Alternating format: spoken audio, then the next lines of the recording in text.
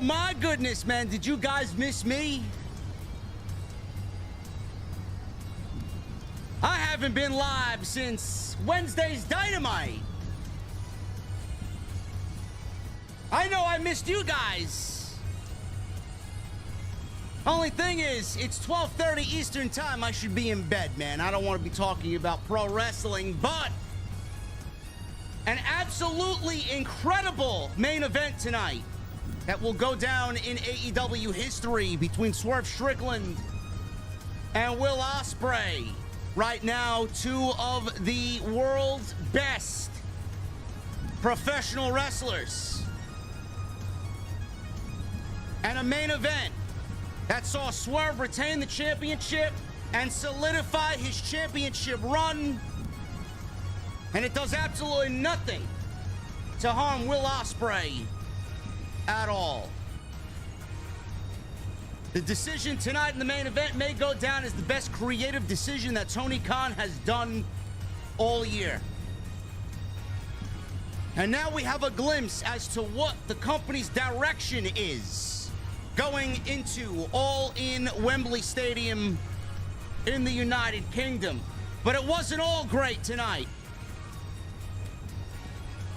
Tonight was by far the weakest of the Forbidden Door pay-per-views, and a concept that really needs to be looked at if AEW wants to continue this on a yearly basis. Guys, I am riding solo tonight. Jesse was at the show tonight. He was in New York. He had New York pizza.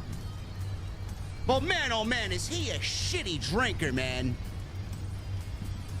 I never seen somebody complain so much about alcohol being in front of him than the Chi-Town Mark. Anyway, we're going to the OTS Beer Garden. I'll fill you guys in on how much of a fairy Jesse is when I get there on this Sunday morning. I have to know, even though it's late, but I know they're cold. On this Monday morning, what the fuck are you guys drinking? I'll see you over there.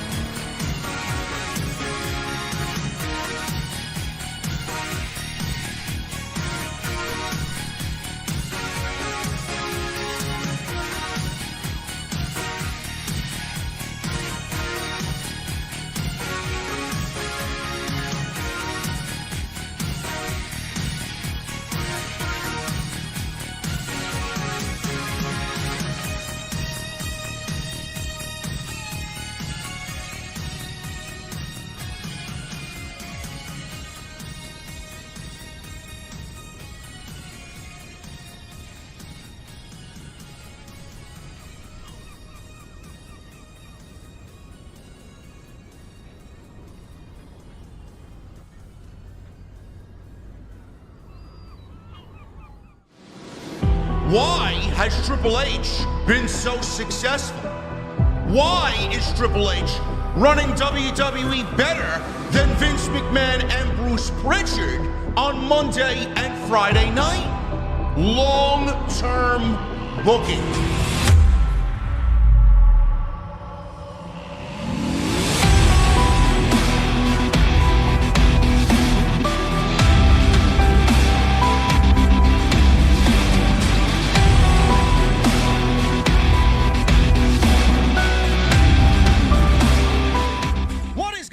Thank you so very much for joining me right here on Off the Script. This is your AEW Forbidden Door 2024 post show. I am JD from New York, as always, coming to you live from the OTS Beer Garden. Thank you guys so very much for joining me on your now Monday mornings, wherever you may be. I battled back and forth, man, with what I was going to do for this show. First of all, I'm glad to see you guys. I'm happy to see you guys. This is the first time that I am live since Wednesday. Great to be back. Nobody does it like I do, no matter who you watch. And in my absence, they're not me. They're not this show. They don't look as good. They don't sound as good. You guys know. But I was battling back and forth whether or not to do this show tonight because it's late and the media scrum is happening and all the paid podcasters are there. Conveniently, the biggest one of them all in this community live every single week is not there, and the UBS Arena is 15 minutes from me, man. Wow, it's amazing how that works out. I was contemplating doing this show tomorrow morning, but I said, you know what? I don't want to waste my day on AEW when we have Monday Night Raw to look forward to tomorrow night. So I opted to do the show this evening. Obviously solo, obviously without the Chi-Town Smark, Jesse. He's not with me tonight. He's probably wandering Long Island somewhere alone, trying to get out of the UBS Arena. He's got a flight to catch on Monday morning. Don't know what time. He was in New York for the last several days. And I met up with him last night in Manhattan. And immediately, as soon as I got to 47th and Madison, got off the LIRR, and I stood outside the Grand Central Station on Madison. I said, you know what? We ain't doing shit until I take you to my bar. My most favorite place in all of New York City, man, the Peculiar Pub. We get there, and we sit down, and I order a beer for myself, which is always, every time I go sit at the Peculiar Pub, it's always the same thing every single time. First beer on the list is an Omegang 3 Philosophers, my favorite beer. He's looking at the menu. He doesn't know what he wants. He says, choose something for me. All right, what do you like? What type of flavors you like? What type of beer you like? What type of taste profile do you have? I don't drink beer. Okay, they'll make you whatever you want. There's a whole fucking shelf of whiskey and liquor behind the bar. Choose something for me. All right. So I go up to the bartender. I ask about a grapefruit beer. They don't have it. A lemon shandy. They don't have it.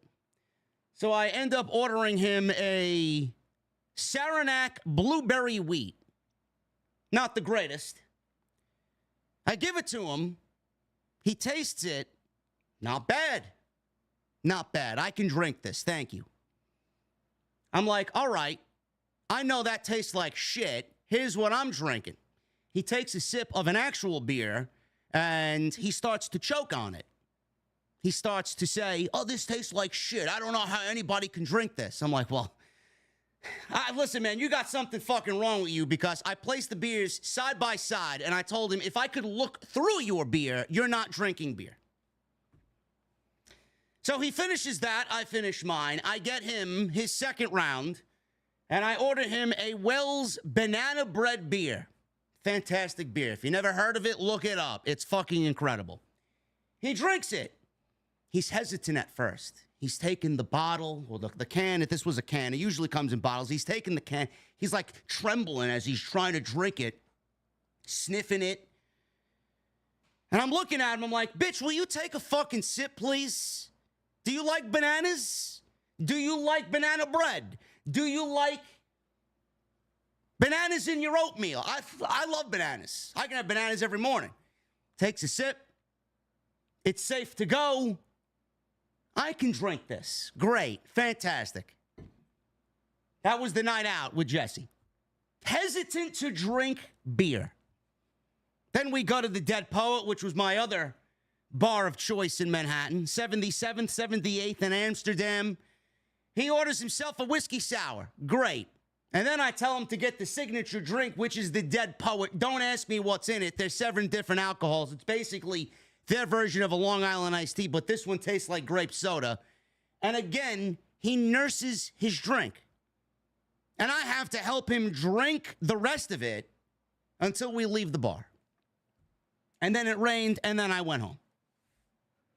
Night out with Jesse, but he did have New York pizza, and he questioned why I put pepper, garlic, and grated Parmesan cheese on my New York pizza slice. Shut the fuck up and eat your pizza. That's all I have to say. That's all I have to say to Jesse. So he's at the show, and he will be back with me on Wednesday, I'm sure, to give you guys a different side of that story. But that's the way it happened.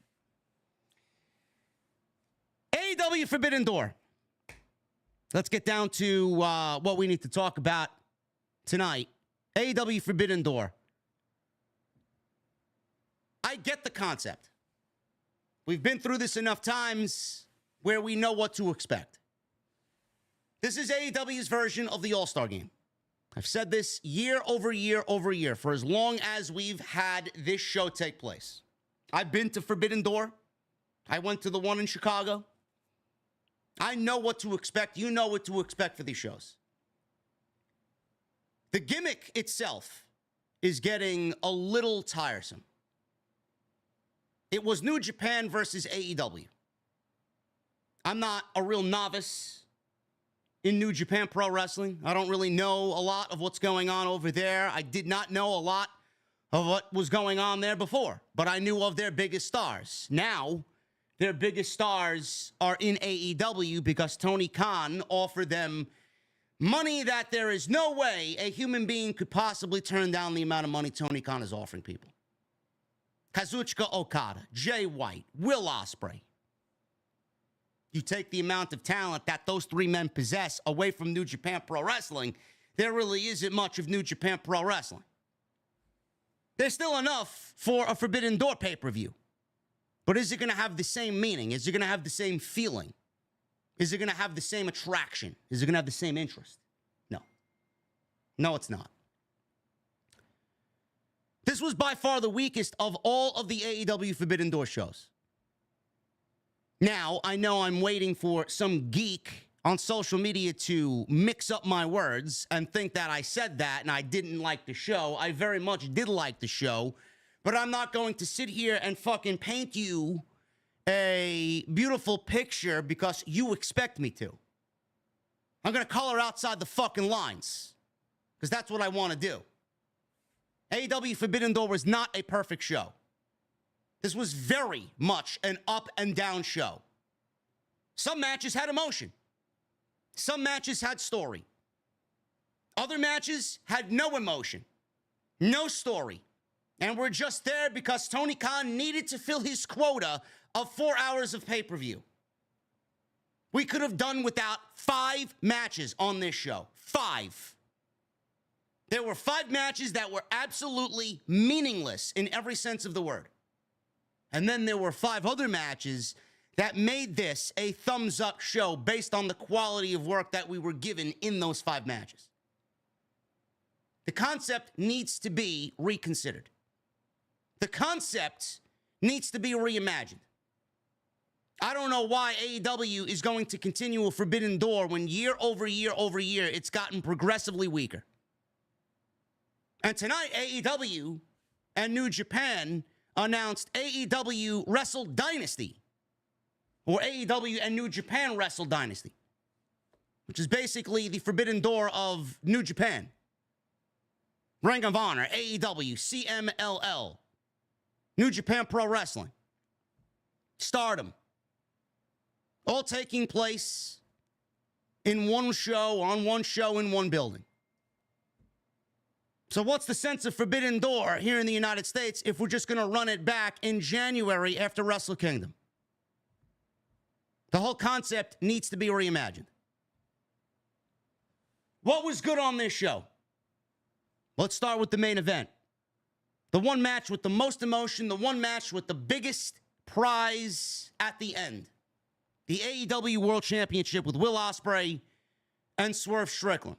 Main event. First time Swerve Strickland's been in the main event as AEW World Champion, and he won the title back in April. Funny how that works out. Yet the company didn't want me to criticize the way that they handled their new world champion. The guy has not had a main event match since he's won the fucking title on pay-per-view. Should never be. You don't see WWE handling Roman Reigns that way. You don't see WWE handling Cody Rhodes that way. So why would we be handling Swerve Strickland that way? If he's the guy, if he's the one appointed to be the one sitting at the top of the fucking mountain, why would you do that to him? His title run got off to a very lackluster start. Unmemorable start. Tonight was the one night. Tonight was the night where I can finally say, after months of waiting, that Swerve's title run is now credible. His title run is now official. He solidified his place as the guy in AEW. No bones about it. Tonight, the main event with Will Ospreay and Swerve Strickland will go down as a possible match of the year contender, not only in pro wrestling, but for AEW as a company. Tremendous piece of business. Everything that needed to happen in that match happened. Swerve looked as vicious as he's ever looked. He got the superstar treatment. He felt like a champion, a world champion. Will Ospreay got a great reaction, a great entrance. The energy in that match within 5 minutes was more than all of the show combined up until this point. Because it was the one match with the most on the line. It was the one match with the most emotion going into it.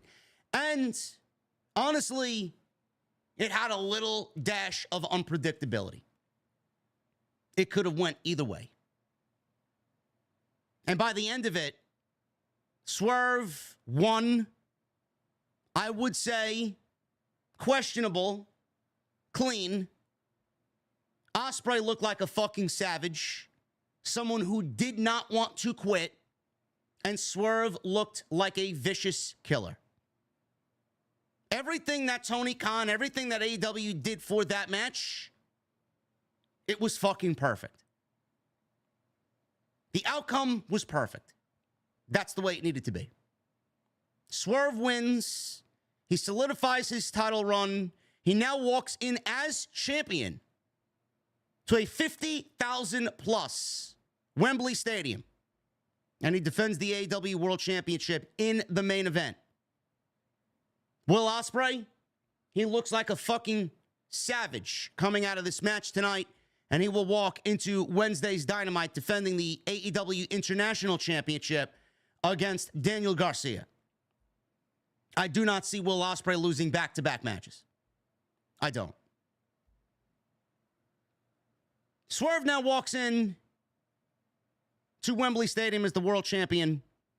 And the rumor is circulating that it will be Adam Hangman Page coming back. If you guys watched Collision, they showed a vignette and a video package of what looks to be the wild card in Adam Hangman Page. He may actually be taking up the drinking gimmick that he had beforehand. We all know Adam's story. He would do anything to stop Swerve. Any chance he got. The stakes are a little bit higher now.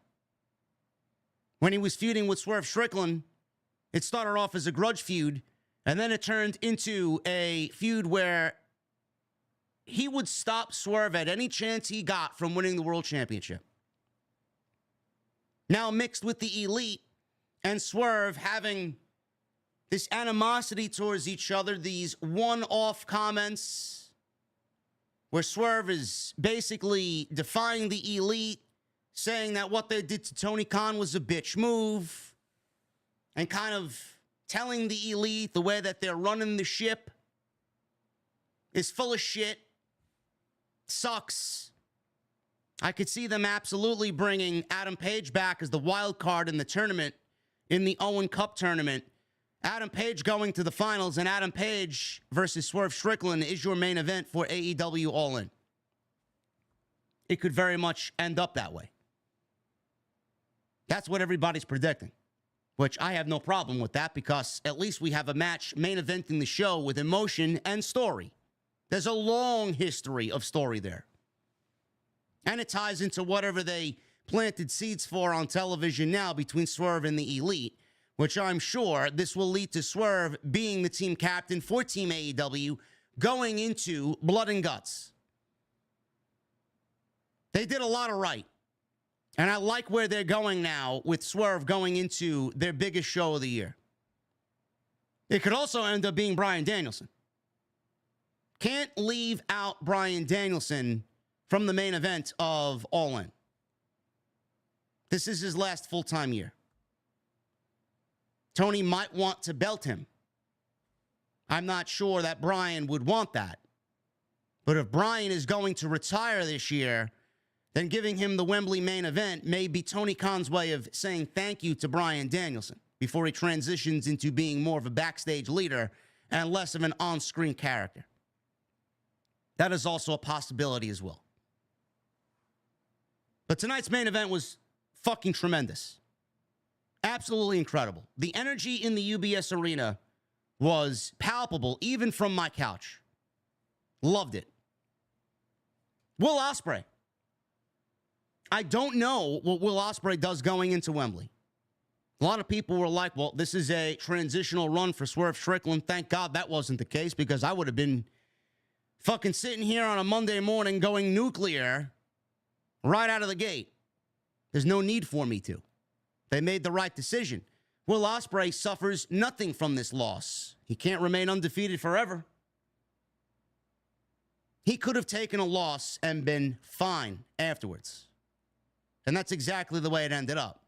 Now, the seeds planted are Will Ospreay and MJF potentially at Wembley. But there's this Daniel Garcia wild card. And we saw both MJF and Daniel Garcia during the main event tonight at Forbidden Door. Daniel Garcia was in the skybox watching the main event, and MJF was backstage watching the main event from a television prompter. I thought MJF was going to come out and ruin the whole fucking match. When the referee went down, I thought MJF was going to get his revenge on Will Ospreay for upstaging him on Wednesday. I'm glad that didn't happen, because it just gives more credibility to Swerve to beat Will Ospreay on his own. But where does all of this lead into Wembley? Do we get Will Ospreay beating Daniel Garcia on Wednesday for the International Championship? I don't know why Danny Garcia would win the International Championship. They very well could, but I don't see Tony Khan giving Will Ospreay back-to-back losses. This was the only loss that I think he will suffer this year. MJF, he doesn't need the International Championship. I don't know why he would want the International Championship. I don't know why he's in the Owen. But AEW already teased Will Ospreay and MJF, and now Danny Garcia is the wild card here. Do they give Danny Garcia the International Championship to take it off Will Ospreay and then do MJF and Will Ospreay at Wembley? It's a possibility. But then if we get MJF and Will Ospreay minus Danny Garcia, everybody's like, well, they need to continue building new stars. So we're using Danny Garcia in the same way that we've been using him for months, on and off, on and off, on and off. What exactly is he going to be doing at Wembley if he loses on Wednesday? Why does MJF need the International Championship? Why does he want the International Championship? For all accounts, MJF should be in the Owen. MJF should want the World Championship. So I don't know where they're going with Will Ospreay going into Wembley, but coming out of tonight's show, MJF needs a big match. If he's not the world champion, if he's not going to be challenging for the World Championship, MJF needs a huge match for that show. MJF fits the bill. MJF says he's the best pro wrestler in the world. He certainly is. There's no better way to prove that than by wrestling the best pro wrestler in the world right now, which is Will Ospreay.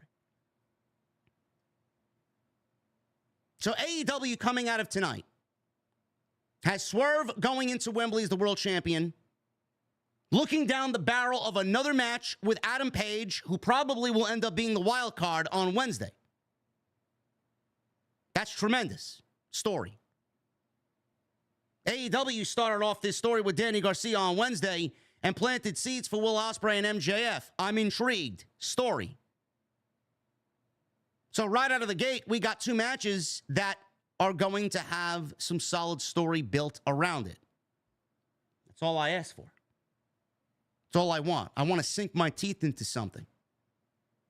I want to feel emotionally invested in everything that I do, especially when it comes to professional wrestling. So good on AEW for planting those seeds and giving us potential directions, multiple directions. The main event was unbelievable tonight and opened up the door for several different aspects in which they could go. The other part of the show that I really liked was Mercedes Moné, the former Sasha Banks. She wrestled somebody that I had never seen wrestle before, and Stephanie Vaquer. She is the New Japan Women's Strong Champion.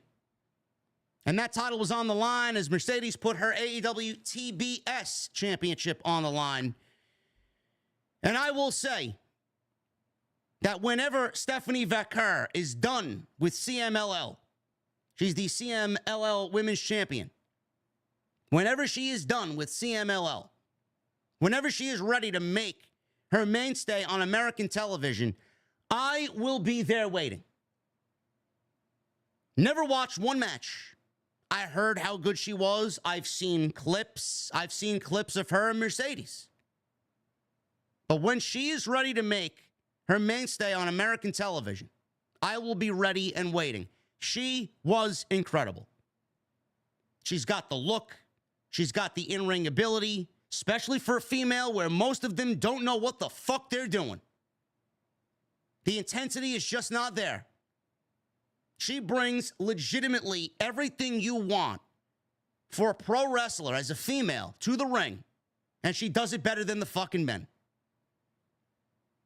She was the standout act on tonight's show out of everybody tonight, just because I haven't seen her before. She was incredible. She wrestled better than Mercedes.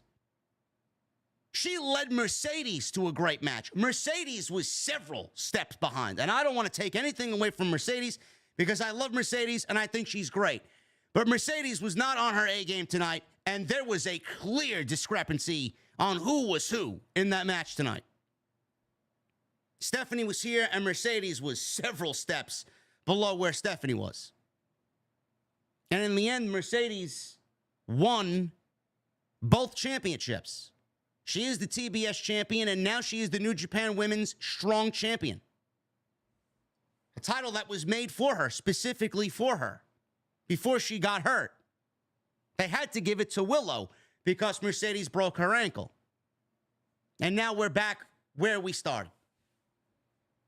But man, oh man, the match, I thought it was one of the best women's matches of the entire year. I thought Stephanie was incredible. I thought Mercedes wrestled her ass off.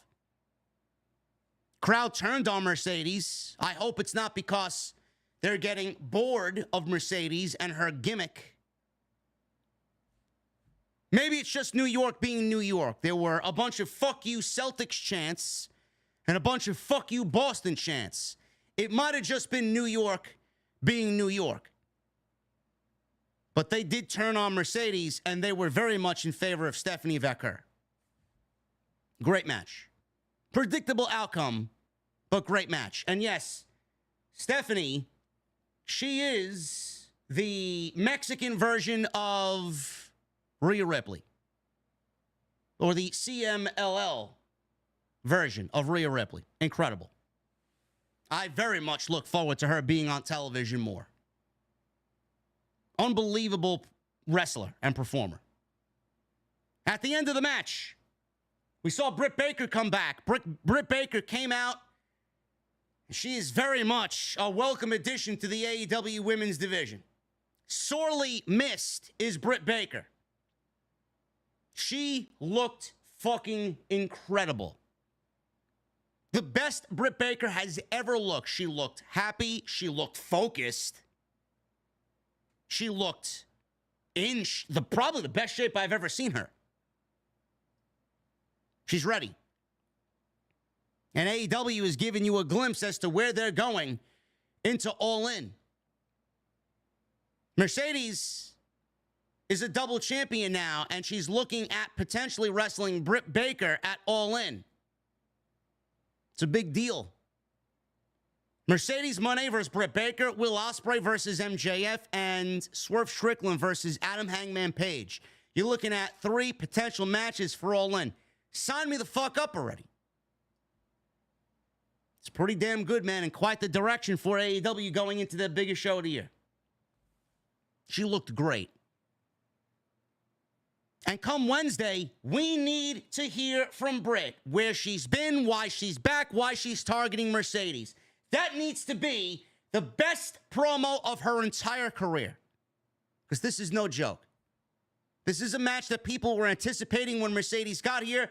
This is a match that could have a huge ripple effect on the entire AEW women's division. Come Wednesday, we all know where Mercedes worked. I don't know how they're going to swing it. I don't know how they're going to operate this feud going into Wembley Stadium, but I'll tell you this right now. From my POV to AEW on Wednesday, we all know where Mercedes used to work, and we know that AEW, the first woman that they signed was Britt Baker. She's been here since day one. If AEW doesn't play into the facts of Mercedes being an ex-WWE talent, coming on over and injecting that into this division, and it's not disrespectful to Britt Baker, and we don't get some worked shoot type dynamic here between the two, man, is that a missed fucking opportunity. There is no better woman on this roster that is going to sell that aspect and that story better than Britt Baker and make it believable. Going into Wembley, we want women's stories. We want the best for the women's division. This story, this feud, this match needs to be riddled in a work-shoot dynamic, and it needs to be as passionate as we know Britt Baker can make it. That's why I'm happy Britt's back. She adds a dynamic that the other women can't. She speaks with a visceral tone that the other women can't. Fans love her. She's believable. And she gets a lot of credibility because the words that she says, she backs them up. And she's been there since day one. Everybody's going to hang on to what she says, just like everybody hangs on to what MJF says. Can't wait to see what they do there. Bryan Danielson and Shingo Takagi. Great quarterfinal match for the Owen. Outside that, the ladder match. Jack Perry wins the TNT Championship, which we all knew. But man, oh man, what a ladder match that was. Great ladder match. In a pro wrestling industry where we've seen as much as we can from ladder matches, that one was great. And we had a new IWGP World Heavyweight Champion in Tetsuya Naito defeating what always feels to be an unbeatable Jon Moxley. AEW Forbidden Door was definitely an up and down show. So up and down, MJF had a non-factor on this show, and the show took place on Long Island. That's how up and down it was. But in the end, it was a thumbs-up show because the good very much outweighed the bad, even though the bad was fucking boring. We're going to get into it tonight, guys. I want to thank you for joining me here on Off the Script. This is your AEW, Dynamite. AEW Forbidden Door. Pardon me, it's late. AEW Forbidden Door post-show for now, July 1st. 2024. Make sure you guys follow me on social media at JD from NY206, Twitter, Instagram, TikTok, and Cameo. Make sure you guys hit that subscribe button down below. Turn on the bell for all notifications. Try for 1,000 likes. I know it's late. And we got 2,200 people in here. We can have you guys that have not hit the thumbs up. Hit the thumbs up. Try for 1,000 likes tonight on OTS.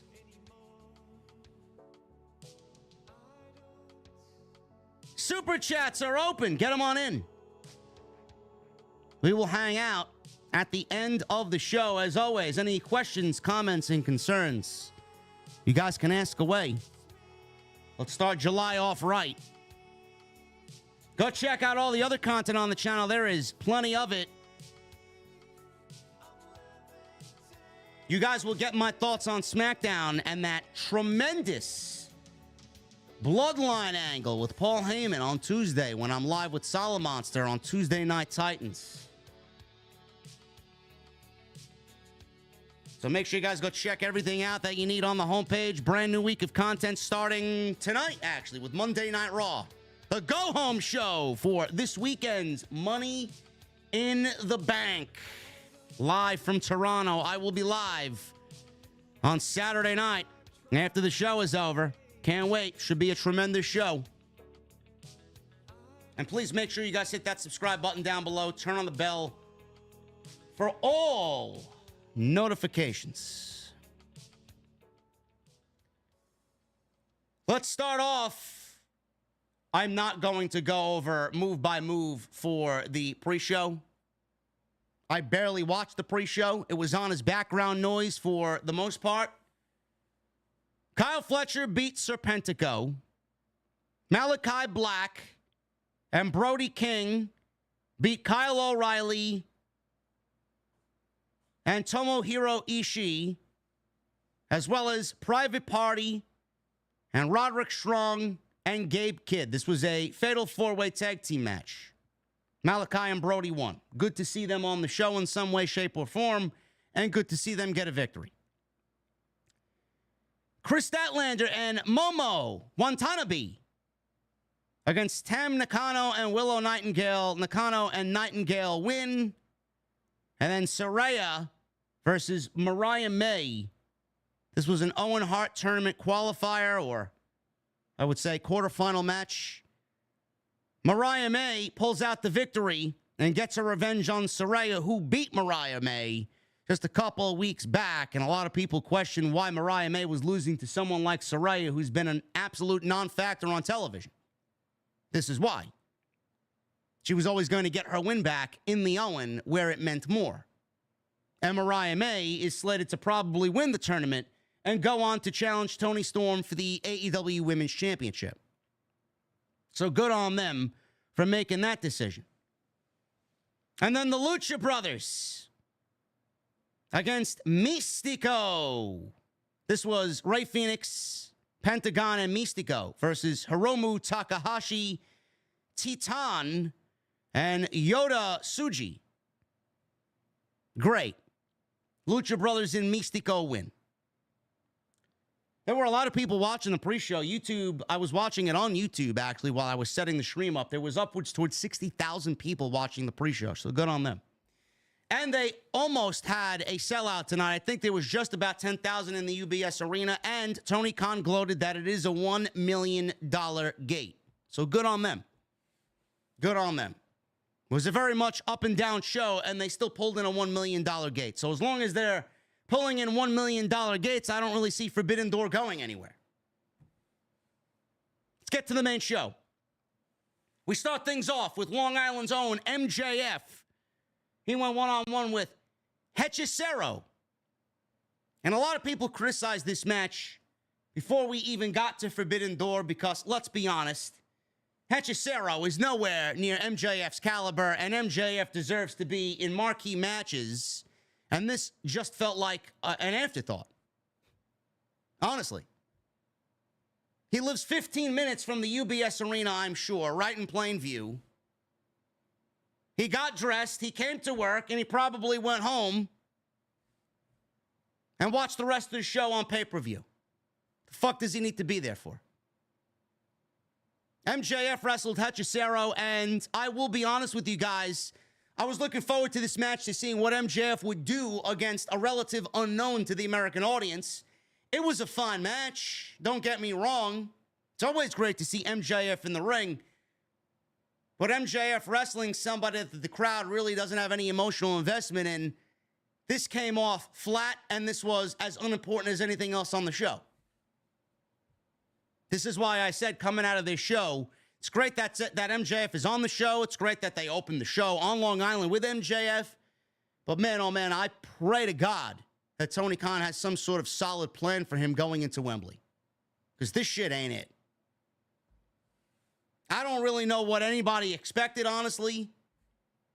We got MJF and Roosh, MJF and Hechicero. Enough of the fucking games. Enough of toying around with MJF and getting your feet wet with fucking these dream matches with Roosh and CMLL. MJF needs to be at the top of the card. He's the biggest fucking draw that the company's got, and he needs to be in marquee programs. He's one of the very few things on this show that warrants emotional investment. This is not it. And we don't really know where MJF is going to swing, because if the rumor is correct and he is wrestling Will Ospreay going into Wembley, are we going to see more of a heelish MJF?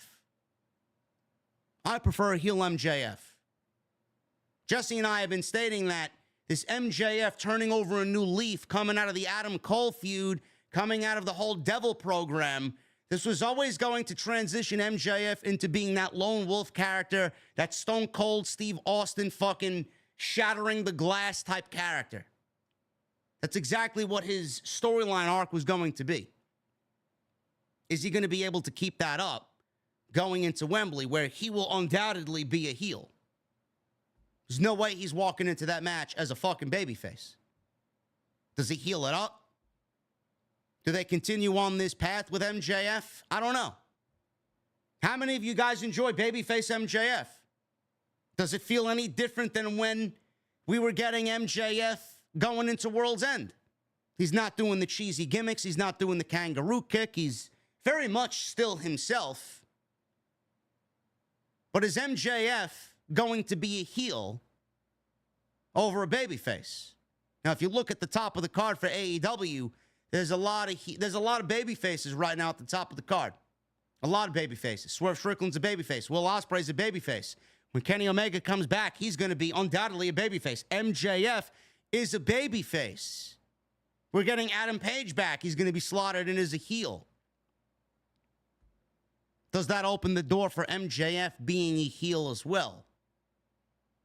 Because the way that I see it, if Swerve and Hangman happens at Wembley and MJF goes on to beat Will Ospreay, you're looking at an MJF and Swerve match for the World Championship, which I would probably say happens towards the fall of 2024.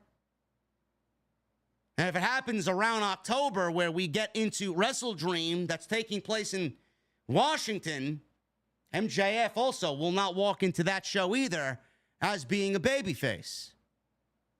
So before we get the Swerve and MJF match, which undoubtedly is going to happen, he's probably going to end up turning into a heel again. But I'm thinking well too much into the future. Trying to map things out, trying to predict things the way that they're going to be. Here,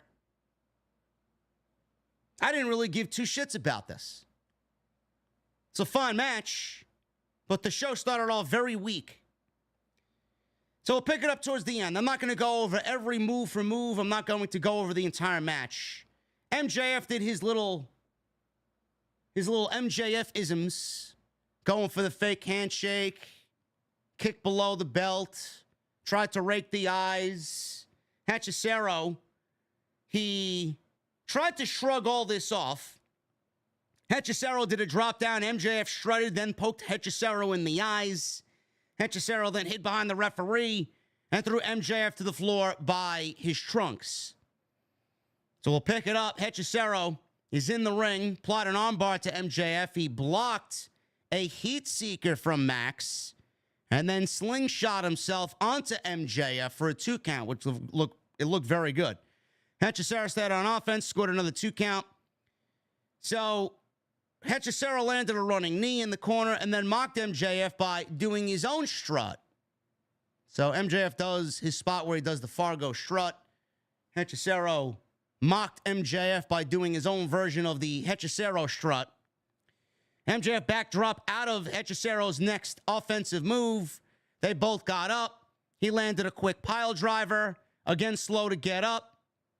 Hechicero applied a cross-arm breaker in the middle of the ring. He then had his shoulders down by MJF, and he went for salt of the earth, did Max. Hechicero escaped and applied his own submission. MJF was in the submission hold, trying to survive here in the opening contest. MJF then put his boot on the bottom rope to break the submission. They collided in the middle of the ring with multiple clotheslines.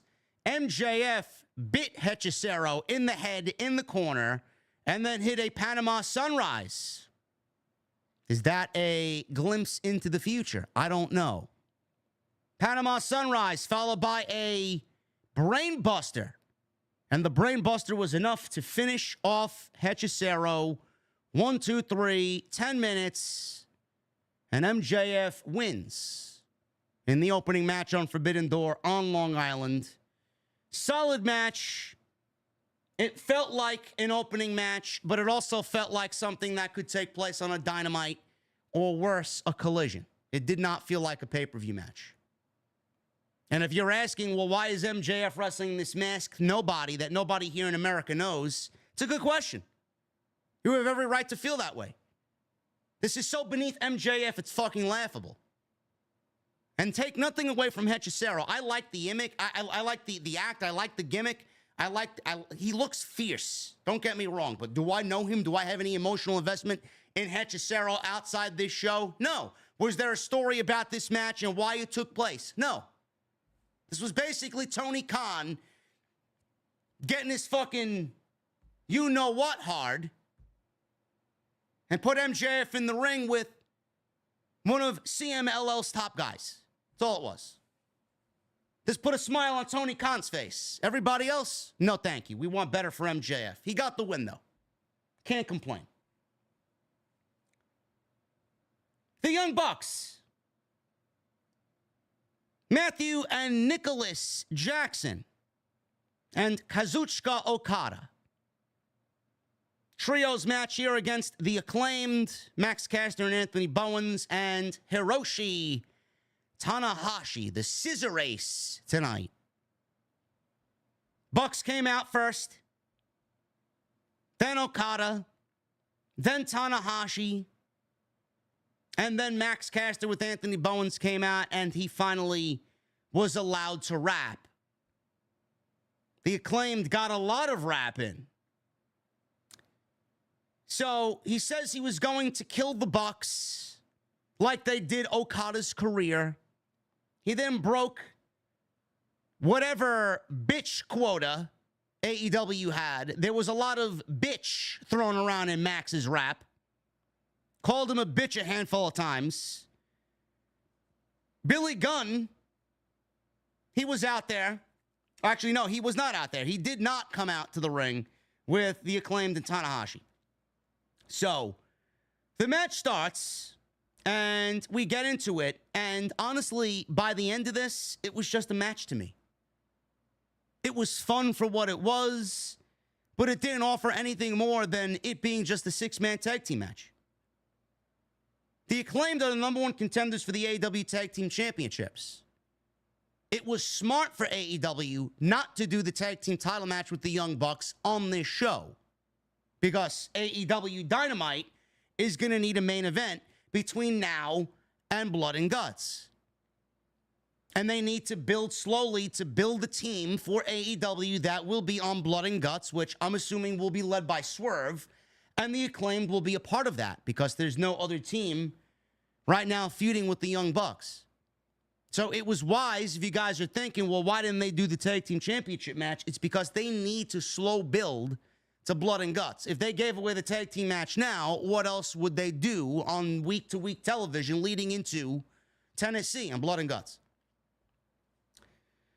So fans at this point started to, or at least tried to, chant CM Punk at the Bucks. It was drowned out by "he got fired" chants on Long Island.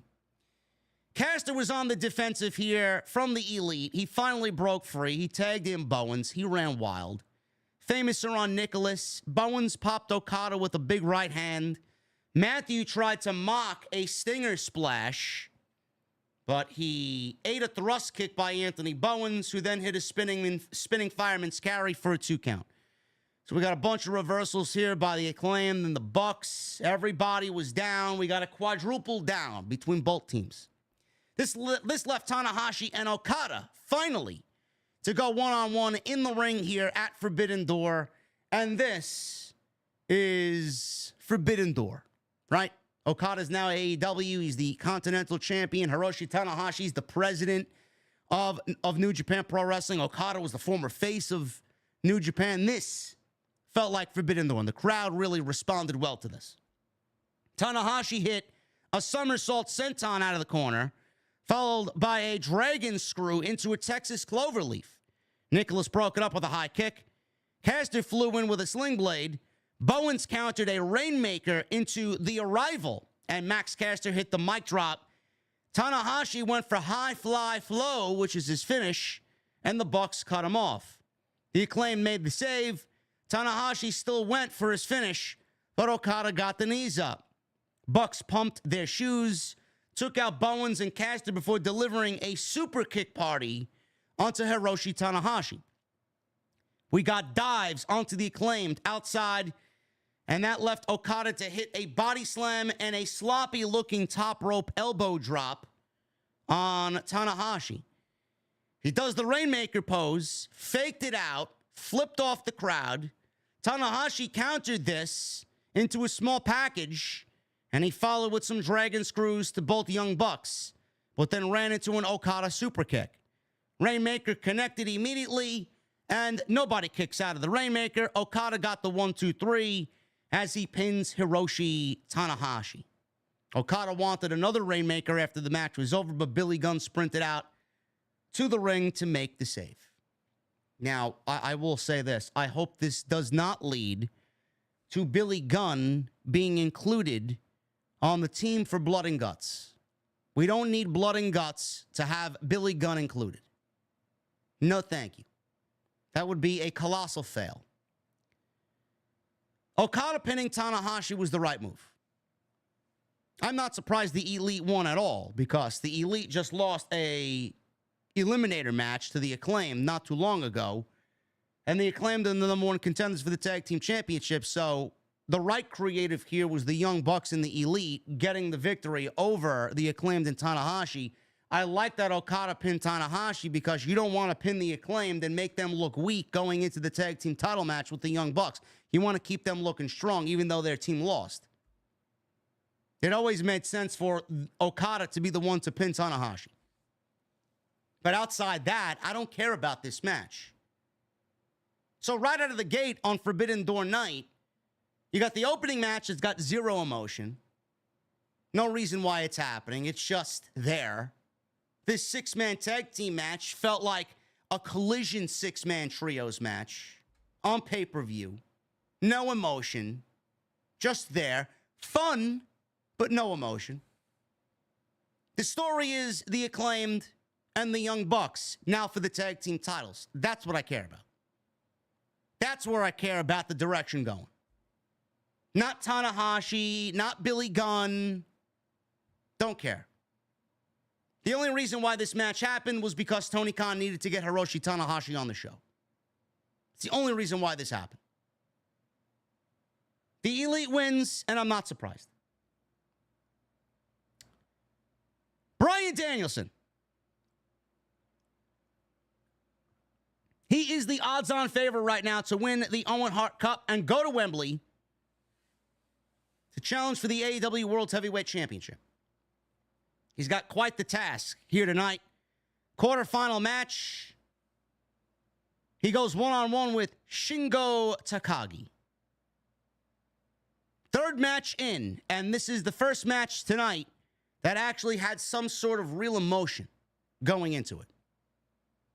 Not only because it's Bryan and everything he does warrants real emotion, but this match being a tournament match, that makes it important.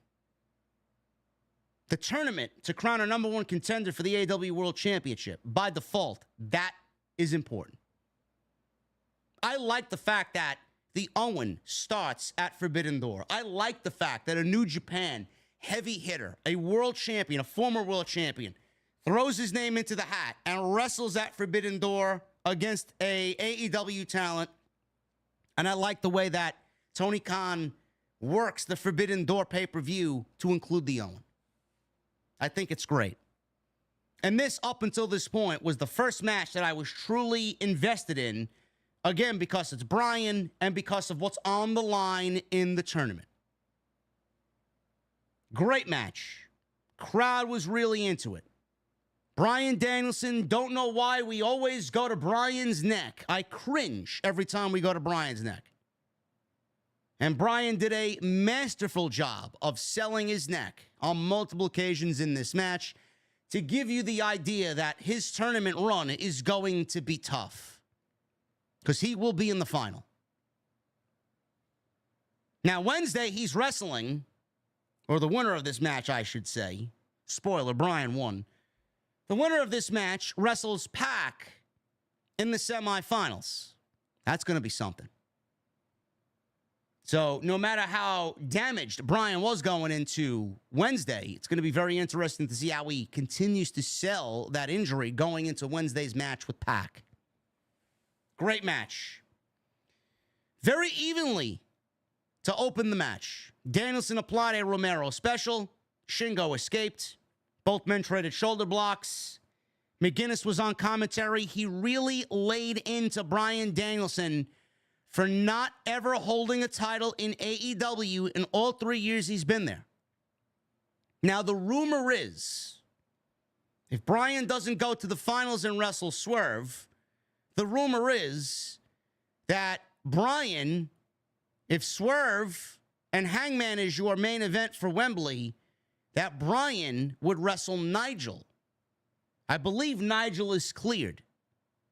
Somebody correct me if I'm wrong. I might have read somewhere along the lines in the last 6 months that Nigel McGuinness is cleared for active in-ring competition. And knowing Tony Khan and knowing Bryan and knowing that Tony Khan gives Bryan what he wants all the time, and that this may be Nigel's last match. This is Nigel's last match and Bryan's last year full-time. The rumor is that those two will be locking up at Wembley. And it's been teased for months on Collision, with Nigel on commentary always just going in so hard on Bryan Danielson. Got to be leading to something. Got to be leading to something. So we'll see. But Nigel was all over Bryan Danielson. Danielson tried to dive. Shingo caught him in the ropes, and this was the first spot of the night that I legitimately cringed at. There's always one. Caught him in the ropes off the dive and hit a swinging neck breaker on the floor that planted Bryan right on the back of his neck. Doc Sampson comes over. He's got to check on Danielson. The referee here was Aubrey Edwards. She came over to check. She got back in the ring and started the referee count. Bryan made it in at a 9. I don't know why. And Bryan's going to do what Bryan wants. And he's masterful at what he does. I mean, look at the Will Ospreay match at Dynasty. He sold the living shit out of that fucking hidden blade and that Tiger Driver. Ridiculous. Masterful at what he does, but I can do without the convulsing. I can do without the overselling. I can do without targeting the fucking neck when we know the guy has a history of concussions and neck problems. It's a little bit too real for my liking, especially somebody like that. I get why they do it, but it's not necessary. He's back in the ring. He beats the count. Rolled into a suplex from Shingo for 2. Shingo kept up on the offense. They doubled down after a Bryan Danielson high kick. Chops, uppercut exchange. Danielson landed on his feet out of a suplex and hit a low snap German, sending Shingo into the corner. Danielson was about to go to the top. He was cut off. Shingo mocked the yes chance. Danielson slid out, hit a superplex or back superplex off the top rope. Danielson locked in a triangle sleeper with the elbows. Shingo powered out, into a power slam. We got a buckle bomb in the corner, led to a massive superplex from Shingo, followed with a sliding lariat for a cover and only got a 2 count. Danielson avoided Made in Japan. He was turned inside out with a pumping bomber from Shingo. Followed up with Made in Japan. Danielson managed to kick out. Shingo signaled for the end of the match, looking for Last of the Dragon. Danielson collapsed. Shingo fired off a big charging forearm. Anvil elbows connected. Danielson countered another sliding lariat into an attempted label lock, and Shingo rolled out. Both men collided with headbutts. Shingo got up first, wanted Last of the Dragon. Danielson escaped into a regal plex. Crowd was big time into this at this point, solely behind Bryan Danielson, who hit the Busaiku knee for Shingo to kick out. Danielson then stomped away with the Blackpool Combat Club stomps, and he applied a triangle choke. More elbows. Shingo wanted to get up. More elbows. Collapsed Shingo. Danielson violently wrenched back the arm, and Shingo verbally tapped out to Aubrey Edwards, and Bryan Danielson wins and advances over Shingo Takagi in the quarterfinal of the men's Owen. This was the first match of the night that really gave you a sense of importance and a sense of Forbidden Door. Excellent match between these two. Bryan's road in the Owen couldn't have gotten off to a better start. Yes, they sold the neck. Yes, Bryan's telling a story. Yes, it's going to be a story going into the match with Pac and then into the final with presumably who we think will be Hangman Page. And that is going to be tremendous because not only, if that's the case, is Hangman going to get an unbelievable victory over Bryan, it's going to solidify him as a top heel already coming back in his return, and it's going to really put him over as the guy that could be as believable as anybody to beat Swerve Strickland. That hunger, that intensity is going to be back.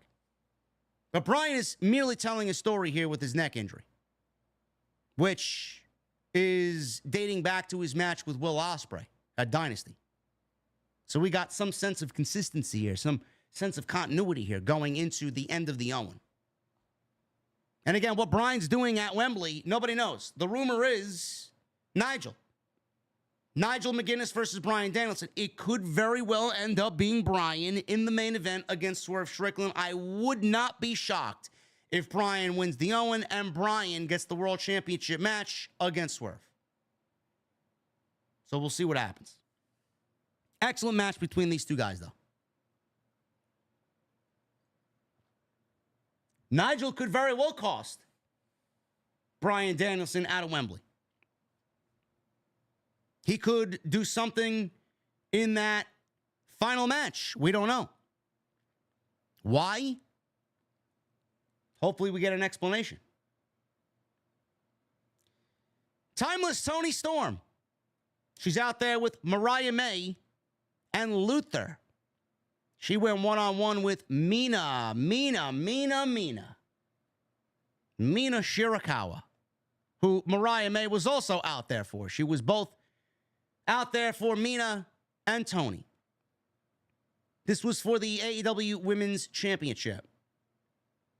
So the first two matches didn't have any real emotion or really any story whatsoever. These next two matches, we got Shingo and Bryan, and we got Toni Storm and Mina Shirakawa. This story right here is probably, on AEW television, the one that has been the most well-thought-out story in the entire company. And it's leading to something really special at Wembley Stadium. So I was invested in this. I did not know much about Mina Shirakawa coming on in, but I know now the relationship that Mina has with Mariah and what she had with Mariah previously before she actually joined AEW here in the build for the Forbidden Door pay-per-view. Mina has added a lot to the overall feud with Mariah May and Toni Storm. It's added a nice dynamic. Mariah's heart is being pulled in both directions. She loves Mina, but she also loves Toni Storm. She loves Mina, and she knows she's not where she is right now without Toni Storm. And this story has had a lot of thought put into it. I got to give AEW credit for building this story up more than anything else on their show, week to week to week to week. Not only is Toni Storm the greatest AEW Women's Champion of all time, but Mariah May has been the one female that has had the most television time given to her out of every female on television. Why? Because of this story. And she's killed it. Her presence is great. She's done very well in the ring. And the dynamic that she has with both ladies is great stuff. This was a very good match. I was quite pleased with Mina's performance here. I did not know what to expect. I've seen her wrestle here and there, but I thought she wrestled a very good match with Mina. So, early on, Mariah May tried to remain neutral. She wasn't in favor of Toni, and she wasn't in favor of Mina. Storm hit a hip attack really early, and Mina was on the defensive. She started to come back. She worked the crowd. She slammed Storm repeatedly to the mat with her knees. Mina posted the leg and applied a figure four on the post, a la Bret the Hitman Hart. Mina took too long to capitalize back in the ring. Toni Storm hit a backstabber in the corner, and she sent Mina to the floor with another hip attack. Toni Storm tried another outside move against the steps. I believe she went for another hip attack, but she ran right into the steel steps. Missed, crashed, and burned. Luther came over to console Toni. Mina flew off the top rope with a big crossbody, wiping both Luther and Toni Storm out. Back inside, Mina went for the leg, hit a spinning electric chair, and then applied a figure four. Both women started slapping one another in the figure four, and Toni Storm broke the hold by making it to the ropes. So they get back up. We got a forearm battle going back and forth. Mina connected on a big discus forearm. She went back up top. Toni cut her off. Mina managed an avalanche DDT off the top rope. She no-sold the landing. She gets right back up and delivered another DDT that quickly followed. And she goes for cover. She only gets a 2 count. Toni Storm fought off the glamorous driver by Mina into a slam. Toni Storm connected on sweet chic music. Mina kicked out. Mina then spun out of Storm Zero into a huge move. I think she went for the glamorous driver. Big elbow strike combination. Mina hit the glamorous driver on Toni, but Storm managed to kick out. Roundhouse kick collapsed.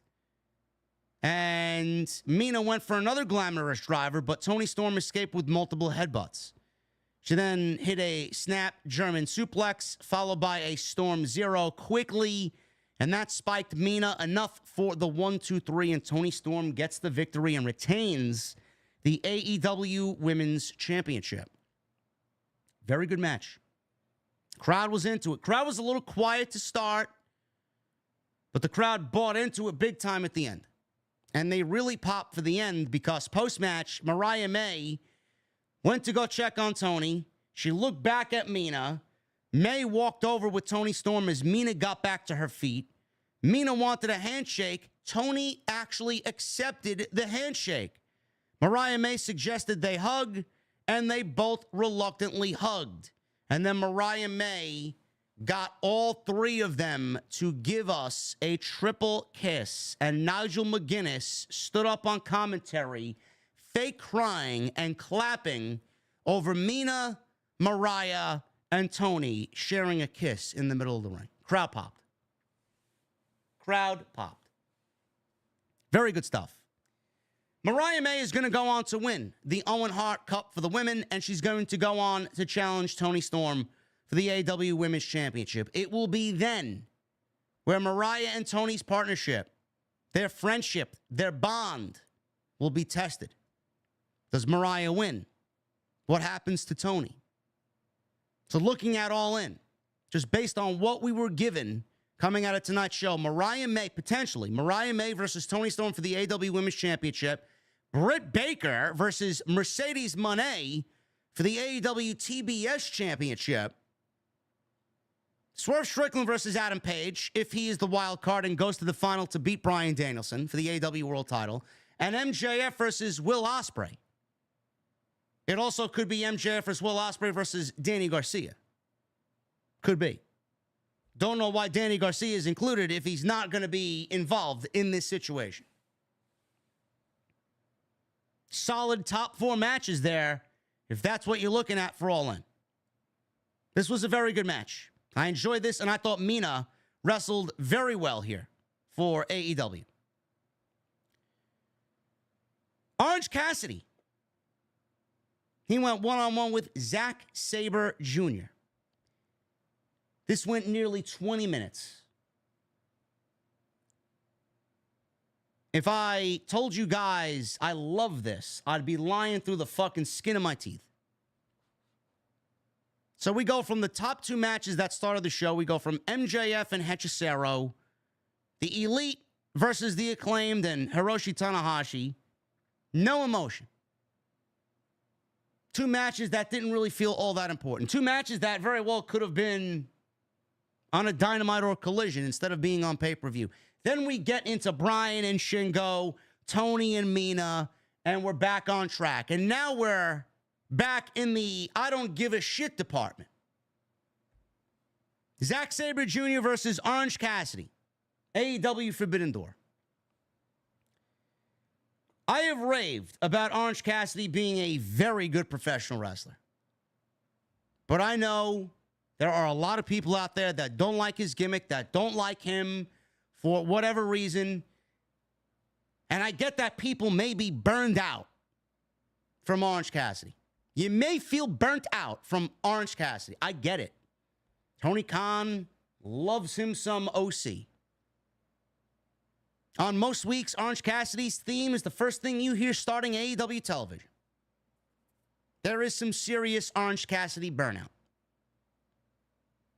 Now you put him in the ring with Zack Sabre Jr., I can't see how I am supposed to be emotionally invested in this. But I guess this match was basically for the sickos. Maybe I'm not one of the sickos. The build for this match, non-existent. The match itself, I didn't give a single shit about. And Zack Sabre Jr., outside of his match with Bryan Danielson last year, Zack Sabre Jr. bores me to absolute fucking tears. Not a cup of coffee I want to enjoy. Totally not my type of guy. Great wrestler, don't get me wrong. I find myself struggling to care about anything Zack Sabre Jr. does. Did not care about this. The match itself was fine. I thought Orange Cassidy held his own in there against somebody that is his complete opposite. But if you're asking me to care about it, zero emotion. Started early, feeling out process. Cassidy took a little bit of a walk around ringside. Sabre held the ropes open for him to get back in, but Cassidy opted to roll underneath the ropes. Both guys traded chokeholds or headlocks before trading hip toss attempts before Cassidy flew on in. Picked the ankle. Cazadora roll up for 2. Sabre rolled out, trapped the head with his feet and twisted. Cassidy went outside again. Back inside, Sabre wrapped up Cassidy like a pretzel, but the rope break put an end to that. We got some uppercuts. We got little kicks, mocked Cassidy before Sabre punted him in the chest. So he was playing some mind games with Orange Cassidy, using his own mind games against him. Sabre tried for a charge. Cassidy drop kicked out Zack Sabre Jr.'s leg and then followed with a beautiful looking dragon screw. Sabre went to the outside to go walk it off, but Cassidy hit a dive and then repeated dragon screws before heading back inside the ring. Sabre tried to shake it out. Cassidy flew off the top rope with a big crossbody. Sabre caught him midair. Cassidy quickly escaped into another dragon screw, and both guys are double down. Cassidy went for a spinning DDT and a stun dog millionaire. Sabre blocked both. Cassidy fired off a Michinoku driver in retaliation here. He goes for a cover. He gets a 2 count. Cassidy went back up top. He hit the diving DDT, which looked fucking brutal. My God, did he plant Zack Sabre Jr.'s head right into the mat. Sabre dodged an orange punch. He stomped down, snapped at OC's wrist. Sabre again, he basically immobilized Orange Cassidy and his entire upper body. He's got submissions locked in. The foot of Orange Cassidy got to the rope for the rope break. Zack Sabre Jr. then slapped at Cassidy, daring him to fight back. He did, punching him at the bad leg, sinking in a Texas cloverleaf. Sabre rolled out. He started to wrench on Orange Cassidy's wrist, but Cassidy spun into a beach break, and he gets a near fall 2 count. Counters back and forth. Cassidy tried the O'Connor roll. Sabre comes with a huge Euro clutch. Cassidy did a Euro clutch of his own, but with his hands in his pockets for a close 2 count. Both guys trade uppercuts. Cassidy tried for his signature mousetrap leverage pin, but Sabre countered that into a submission, and he was tied up completely. Both legs and arms wrenched at the same time, and Orange Cassidy verbally submit. And I will give Zack Sabre Jr. credit, man. The fact that he is able to find an escape for a lot of what was brought out here from Orange Cassidy is tremendous. And he does that with everybody. He is not a bad professional. He is fucking downright great at what he does. He's just boring. That whole mat style, technical style doesn't really appeal to me. I like a mix of brawler and then that type. But if you go strictly in one direction and then don't lean into another, I find it to be a little boring. I do. Just like how I find someone like Vikingo boring. And we see the same shit all the time. There's no technical sound wrestling coming from somebody like that. I like a mixture of things. So to see Zack Sabre Jr. wrestle, knowing he's great, I just don't find it to be appealing. And Orange Cassidy and Zack Sabre Jr., I thought the Clash of Styles, I thought was a very good wrestling match. I just don't give a shit.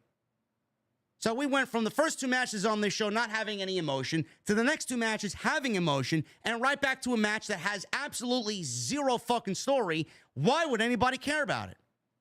It's just there. It's a match that nobody will be talking about come Wednesday. And for that, who cares? Who gives a shit?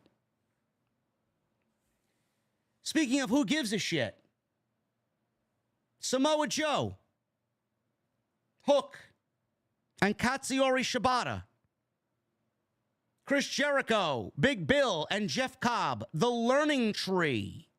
Jeff Cobb is obviously an honorary Learning Tree branch. Hi, guys! Hi, guys!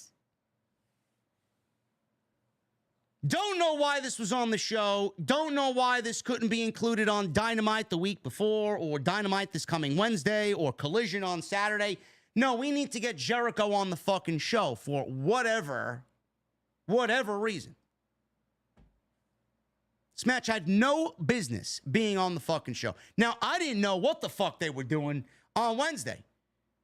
We got Murder Grandpa Minoru Suzuki coming on out saying, no, I don't want to be a part of the Learning Tree. I don't want to be a part of Jericho's group. I want to wrestle Chris Jericho for the FTW title. We were left with the impression that it was going to be Jericho versus Suzuki for the FTW title. But then they go on and say Brian Keith, I was going to say Keith Lee, the bad apple. Brian Keith was injured, and they're still looking for a partner for Forbidden Door. So which is it? After Wednesday, we were left so confused about the direction for Chris Jericho coming into this show.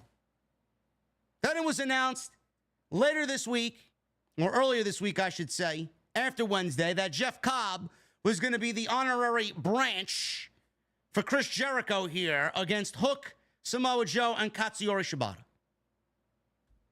Absolutely don't give a single shit about anything the Learning Tree does. It is fucking awful. Awful.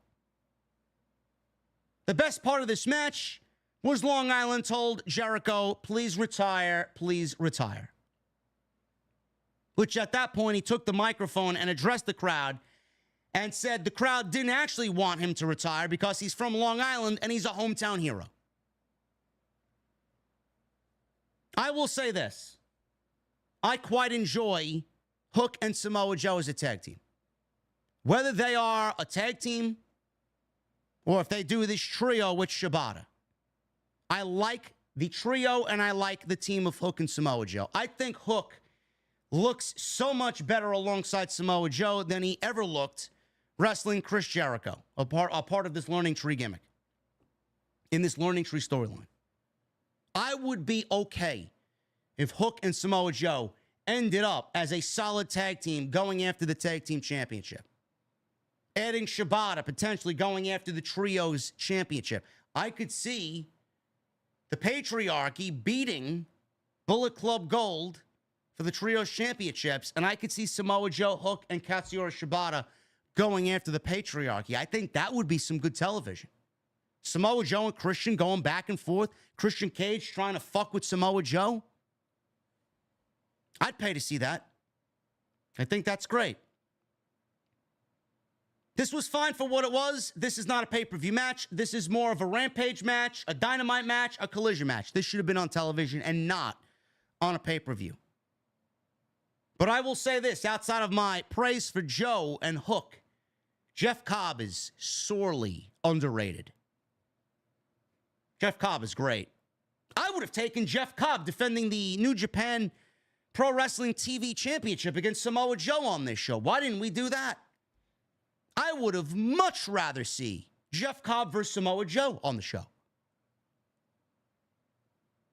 Jeff Cobb is great. He is so good.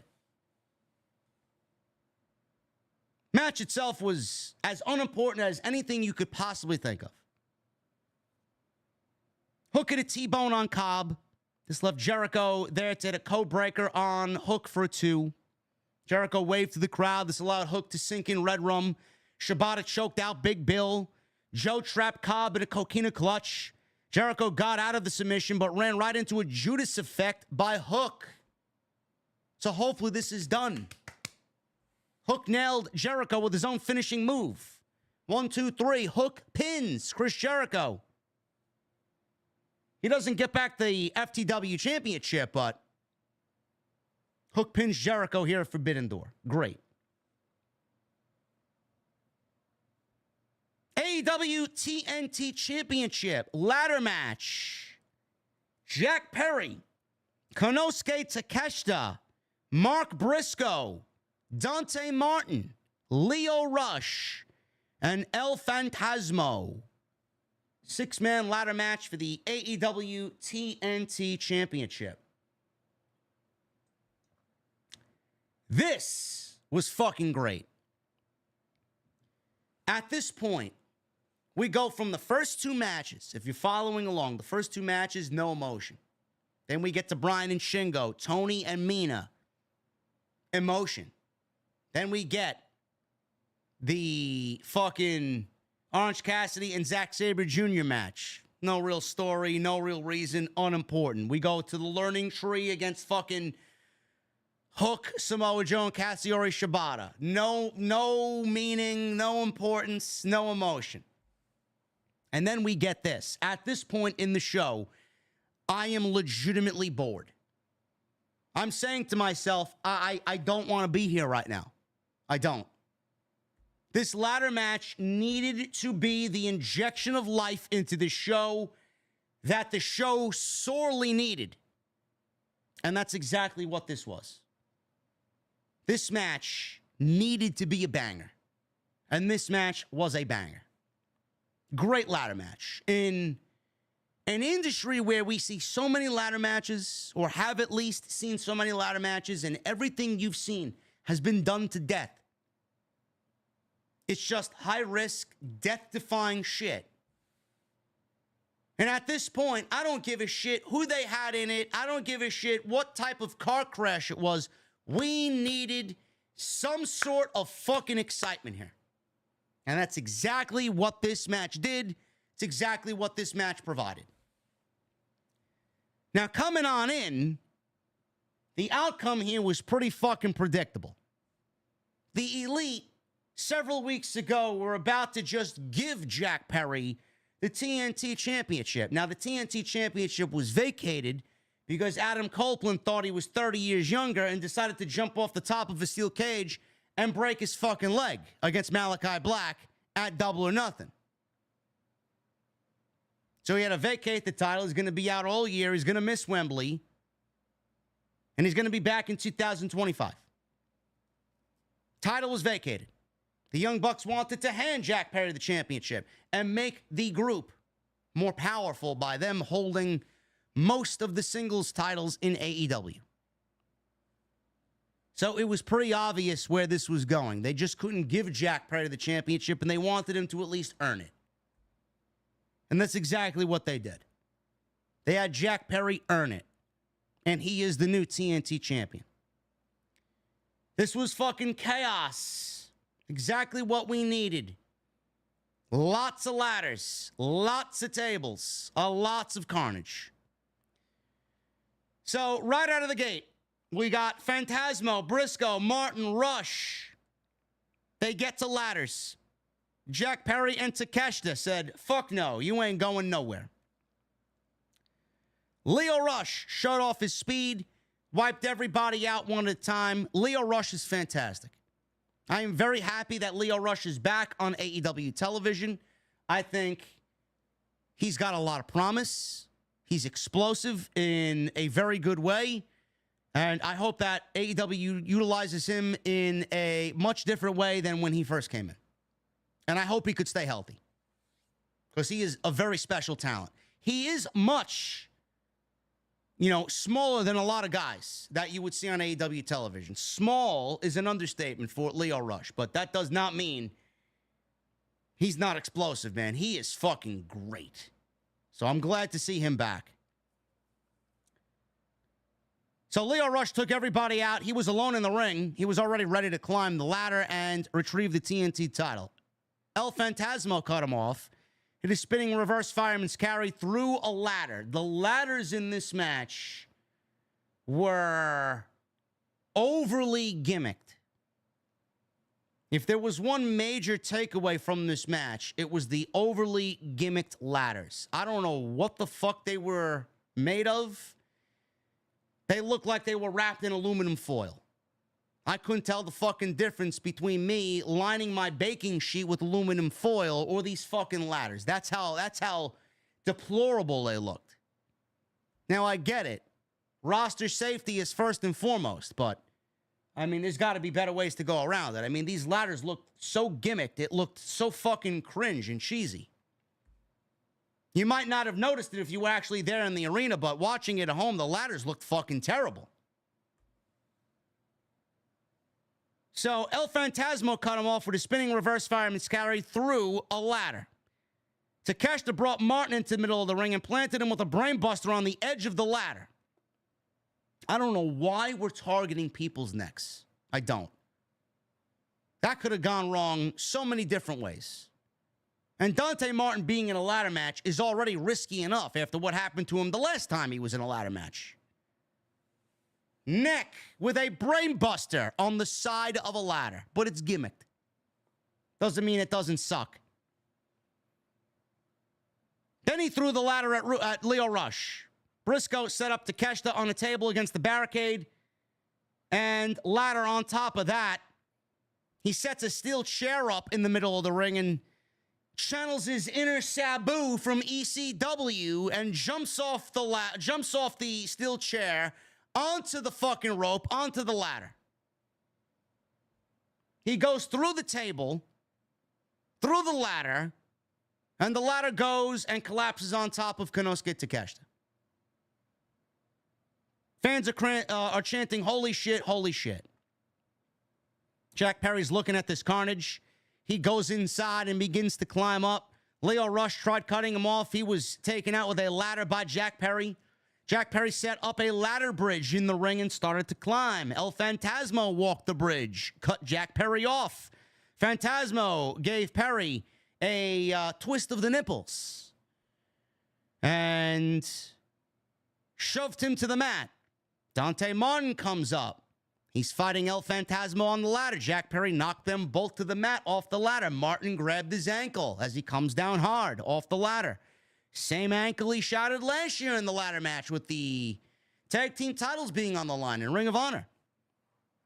Jack Perry set up a table ringside, tried to powerbomb Lio Rush through it. Dante Martin flew in with a dropkick through the ropes. Mark Briscoe and Konosuke Takeshita are now fighting on the apron. Briscoe set up a ladder on the apron. Lio Rush dives through it onto Takeshita. Briscoe now climbed the apron ladder that was just made by those on the outside. Jack Perry now, he's getting involved. And apparently, Briscoe climbs up top. Jack Perry's laying on the fucking table on the outside. And he jumps off the ladder and misses the ladder completely. He was supposed to jump. Just envision that Mark Briscoe's on top of a fucking ladder. He's up there like Jeff Hardy, legitimately on the top of the fucking ladder, about to lose his balance. He looks down. He sees Jack Perry laid out on a fucking table. He's supposed to dive through Perry and through the table.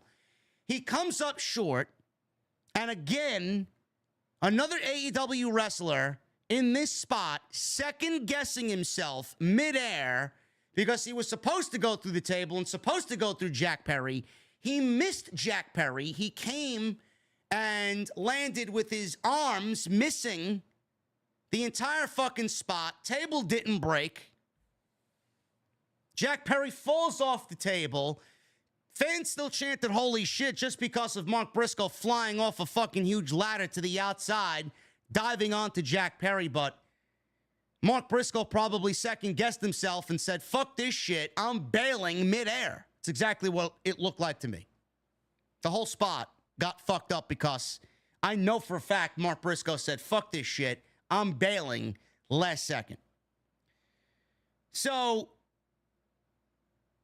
at the end of that spot, Dante Martin and Lio Rush were left in the ring to climb up the ladder. Both men faced off at the top of the ladder. Takeshita powerbombed Martin off of it and gave a last ride on Lio Rush through a ladder that was in the corner.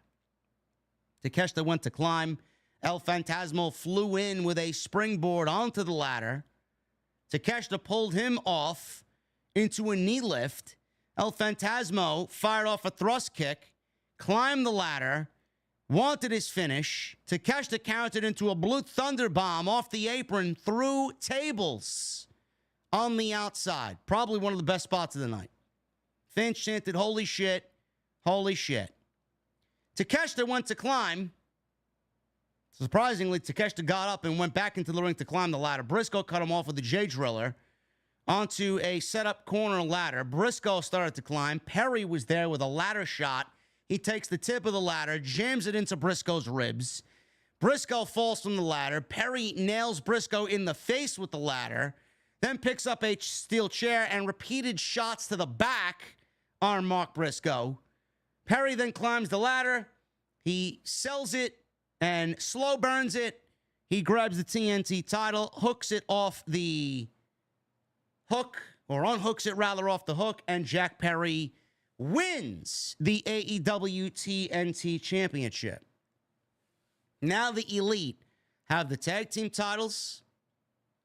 Young Bucks have the tag team titles. Jack Perry has the TNT title. Kazuchika Okada has the AEW Continental title. And Adam Page is being brought back into the Elite after being suspended. Matthew and Nicholas Jackson said that they have a wild card pick that will bring the title back to the Elite. That will be Adam Page. Will that happen? Probably not. But the Elite are looking to grow more powerful by taking all the titles that AEW has. Does it change my perception of the group? No. No, it does not. I do not look at them as a threat to AEW. I don't. You got AEW cultists out there claiming that this is AEW's version of the NWO. No, it's not. Give me a fucking break. Matthew and Nicholas Jackson, Okada and Jack Perry may be the most non-threatening group in the history of AEW. I don't believe for a fucking second that the company is in trouble with them leading the charge. There's no goal. There's no end goal to what they're doing here. Tony Khan is back. I mean, look at how ridiculous the storyline is. The Elite come out on television on Wednesday and say, we are choosing the wild card. But Tony Khan is backstage, and we know Tony Khan is backstage in Gorilla running the show. We know he's making the fucking show. We see him tweet every fucking minute. We see him tweet every week, thanking people for watching Dynamite. Tony Khan doesn't have a fucking problem with the Elite choosing the wild card for the Owen? Nah, you know what? You guys can do whatever you want, man. I don't get it. He's perfectly okay with them being outlaws and them making their own rules. What's the goal? What's the vision? There is no goal. There is no end story. There's no ending to this story. We got anarchy in the arena. Now they're going for all the titles. We're getting blood and guts. What's next at Wembley? Stadium Stampede? Or do they wait to do the match with the Acclaimed at Wembley? Is the end goal them losing all the championships?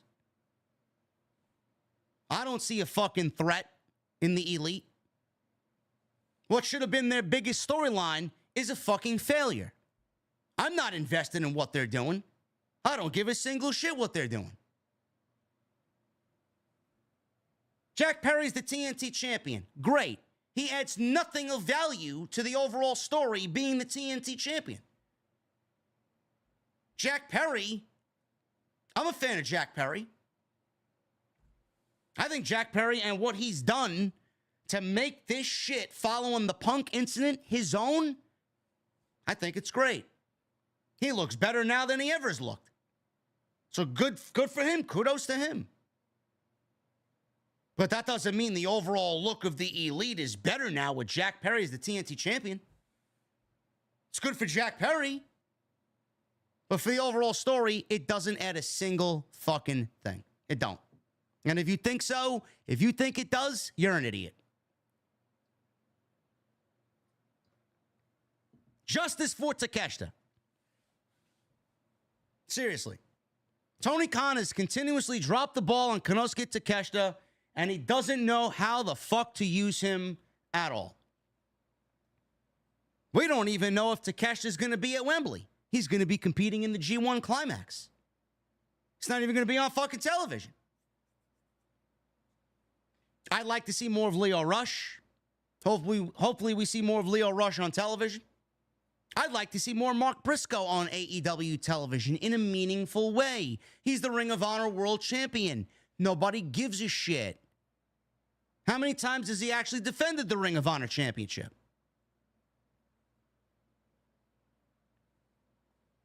This match was exactly what the show needed up until this point, because this was fucking boring up until this match. Great ladder match. Jack Perry's the TNT title. Mercedes Moné. She went one-on-one with Stephanie Vaquer. This was for the TBS and New Japan Pro Wrestling Strong Women's Championship. Crowd was great for this. Crowd was very pro Stephanie Vaquer and anti-Mercedes Moné, which was very apparent by the end of the match. Now, these two have already matched up before, and AEW has done a very good job of making this make sense and weaving their story from their last match into this second match.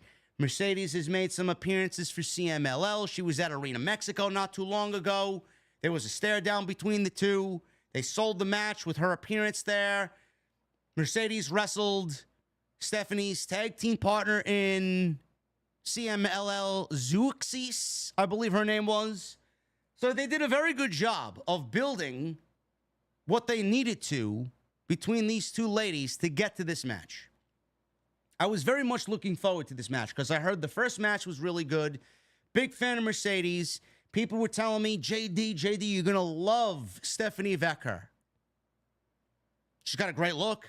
She's definitely got an it factor about her. She's got this stoic presence, this mean, rough exterior. I'm already a fan just based on the way she looks.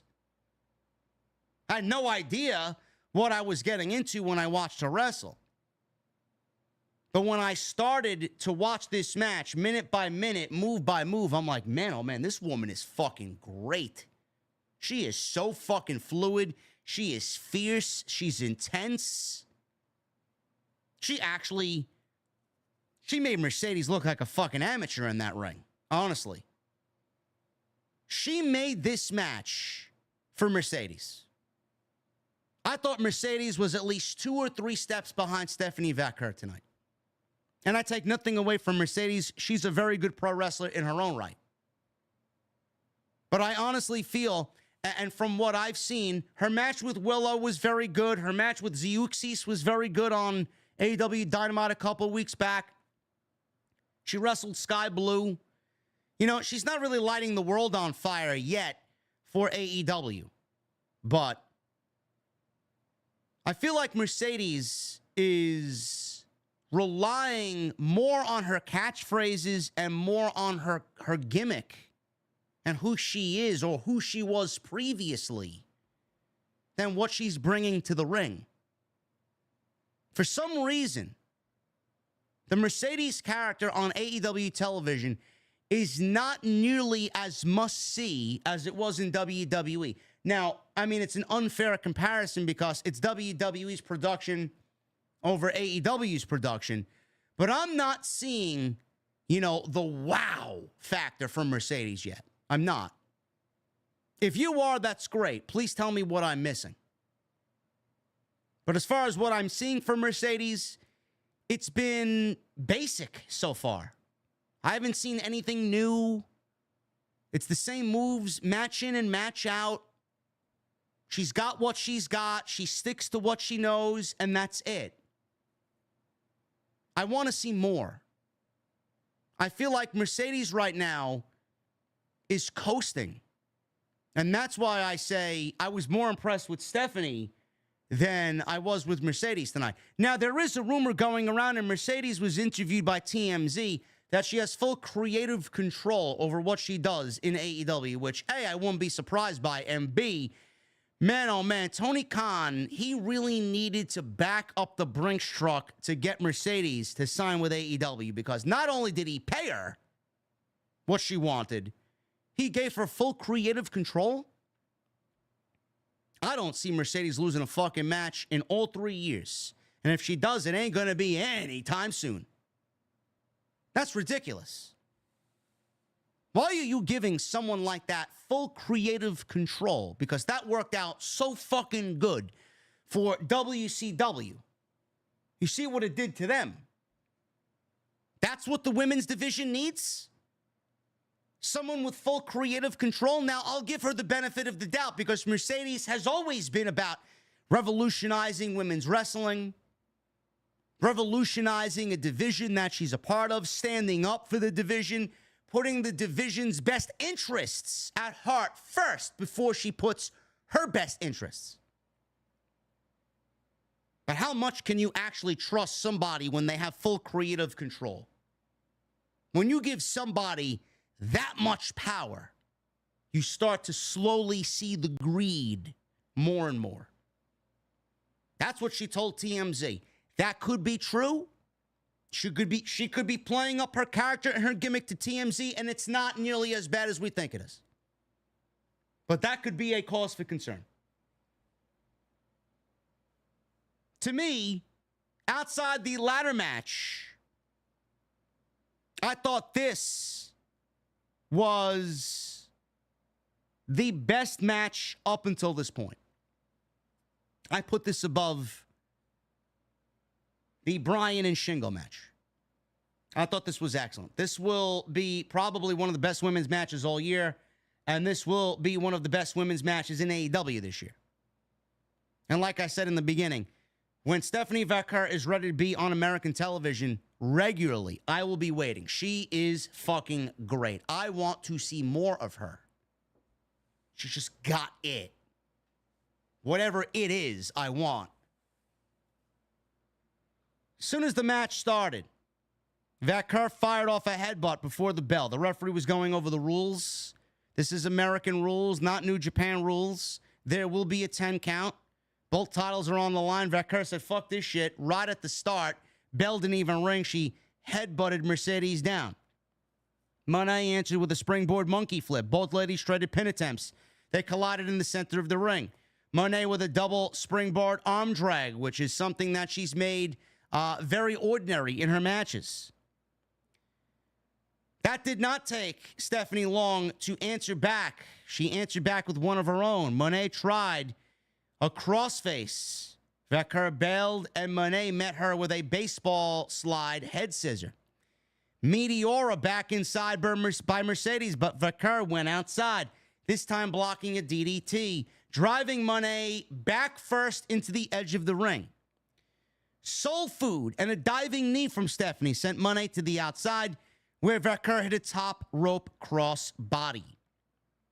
She stayed in control back in the ring. Monet tried to fight back. She tried Three Amigos, and the crowd started booing Mercedes after the Eddie Guerrero tribute. Vaquer responded by grounding Monet, driving her head first repeatedly into the mat with a head scissor over and over and over and over again. This popped the crowd and got them into the match, incredibly back into the match. Monet battled back in the corner. Drop kick Vaquer midair. Double knees. Meteor in the corner by Monet. She hit a revolution around the horn DDT for a near fall. Stephanie countered a Monet maker into a roll-up for 2. The crowd starts to get into it a little bit more. They are definitely pro-Vaquer and anti-Mercedes at this point. Vaquer missed a leg drop. Monet did a rolling backslide. Vaquer tried a package pile driver. Monet spun out. Both ladies collided, double clothesline. So there's a double down between both ladies. They kipped up at the same time. Monet was a little wobbly when she got up. They slugged it out. Head scissors into a crossface by Stephanie Vaquer. Monet escaped and locked in a crossface of her own. The crowd started booing Mercedes. Then we got chants of, fuck you, Boston, and fuck the Celtics. So Mercedes was definitely the heel the longer this match went on. Again, could be nothing. Could be New York just being New York. We don't know. So the crowd loudly behind Vaquer dropped Monet into another double down with both ladies. Multiple backstabbers by Mercedes. Monet goes up top, misses a frog splash. Stephanie hits a fucking violent dragon screw, man. I legit thought that she twisted the fucking knee of Mercedes. I thought Mercedes was going to be injured all over again, man. This shit looked vicious. Monet again gets back up, applies a crossface. Stephanie Vaquer escaped, only for Monet to hit the Monet maker and quickly transition into a crossface for the one. Not the 1, 2, 3. She tapped out. She did tap Stephanie out. So this was a quick tap out. She goes from the Monet maker into the bank statement, basically, for the 1, 2, 3. It's all over. Stephanie taps out. It's all over. Mercedes Monet is now the TBS and New Japan Pro Wrestling Women's Strong Champion. She looks at the title. She admires the title. She admired it in a way of, hey, thank you for coming back home to me, my precious. She holds both titles in the air. She's in the ring. All of a sudden, Britt Baker's music hits to a massive ovation. She stands on the top of the ramp. She does her entrance. She looks incredible, does Britt Baker. Looks to be in the best shape of her life. Looks focused, looks hungry, looks angry. Mercedes is in the ring holding up both championships. Britt Baker basically teased, I'll see you at Wembley Stadium. I'll see you in London for All In. And she walks right back through the tunnel. Big time tease, big time match planned for All In. I don't know where they go. I don't know how this gets started or what the dialogue is going to be. But like I said in the beginning, I'm going to say right now, this feud needs to be a worked shoot, and all the way leading into the match, it needs to be something that teeters on worked and shoot. There's nobody better in that division that is going to sell Mercedes being here and give me emotion for a match I want to see better than Britt Baker. We all know where Mercedes came from. We all know the priority that Tony Khan and AEW have given Mercedes. We all know that Mercedes is here to change and revolutionize the women's division. Britt Baker should be angry. Britt Baker should be disrespected. Britt Baker should take offense to this, being that she was the first woman signed to AEW, and she was a major part for the majority of AEW's life cycle that held this division on her fucking back. And for Mercedes to come on in and change all that and disregard what Britt Baker started, I mean, the story writes itself. The story is right there. Britt, I have a feeling if they let Britt go out and tell this story, we are going to see the best Mercedes that we've ever seen. Because that is going to be the Mercedes we need. We need the real Mercedes. We don't need this fucking overly scripted, I'm still speaking in WWE lingo, cutting a promo Mercedes Moné. We need to see raw, stripped down to fucking real emotion Mercedes Moné. And Britt Baker's going to be the lady to bring that out of her. Very simple. Very much looking forward. If we don't see Britt Baker on Wednesday's Dynamite address this, missed opportunity. One of the first things I am looking forward to on Wednesday is Britt Baker addressing Mercedes Moné. Why? You got what? We got 6 weeks, 7 weeks till Wembley. I want to know the why. Why are you back? Why are you targeting Mercedes? Give me the fucking why. That's all I want. Don't wait. Don't wait 2 weeks, 3 weeks. Strike while the iron is hot. Strike now.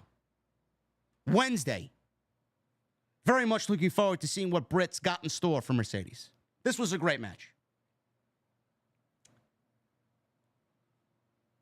Tetsuya Naito. He went one-on-one with Jon Moxley for the IWGP World Championship. Right back to another match with I don't give a shit. Jon Moxley came out to his New Japan theme music. No AEW theme here.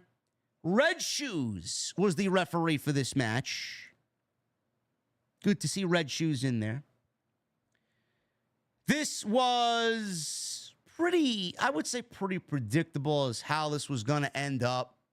A lot of people predicted. Jason and I were live on Tuesday. We did preview predictions for Forbidden Door.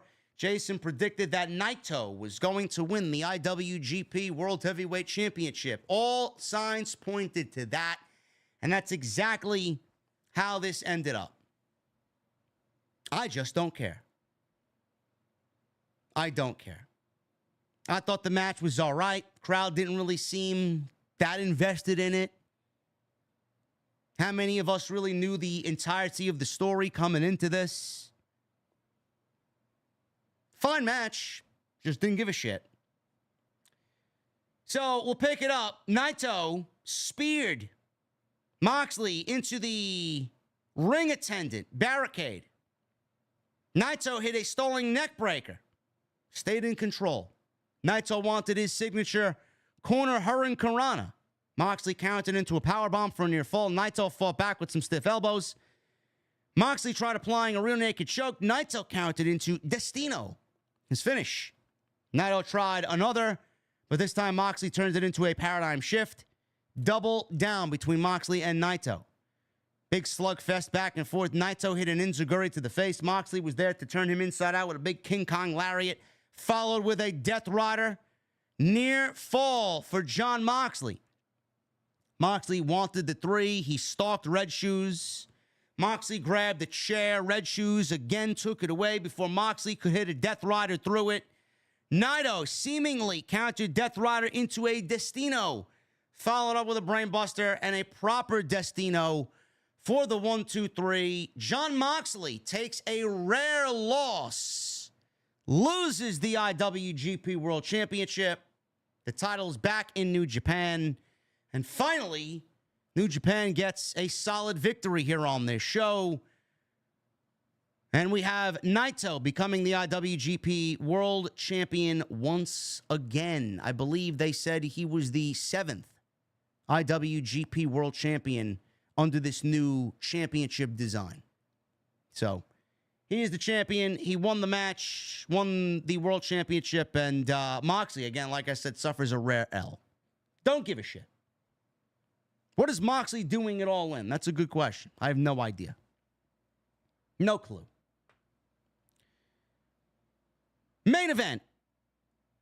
This is why we're all here. This is why we had any interest in this show. This is why we bought the show. This match. The one match with the most on the line. The one match with the most riding on it. The one match that if Tony Khan fucked it up creatively, it would send ripple effects throughout AEW. And a lot of people would be questioning already his shoddy booking for AEW television. Swerve's title run has been less than up until this point. And I want to let everybody know that is not a knock on Swerve Strickland. He's one of the best pro wrestlers on the planet. The Swerve that we're getting now is the absolute best version of Swerve Strickland that you'll probably ever see. Creative has let him down. They did not get his title run started off on the right foot. His title run did not start off as important. His title run started off as a token title run. Like they gave him the championship because they felt like they needed to make a statement by making him the first black AEW World Champion. And that's all that it looked like it was going to be. This fighting champion mentality doesn't need to be, hey man, I'm going to fight every comer that AEW throws at me. That doesn't need to be Swerve Strickland. The one thing about Swerve Strickland that is most attractive with him being the champion is his aloofness, his mysteriousness. The less you see of him, the more Swerve's presence is felt. The fact that he could sit back and watch things materialize and him cut a very stoic and cryptic promo, the way that he speaks, the vibe that he carries to television, that's the Swerve we need to see. That's the Swerve we need to see. We didn't see that Swerve. He said less, and he tried to do more in the ring. That's not the Swerve that we needed. But that's the Swerve Tony Khan thought we wanted.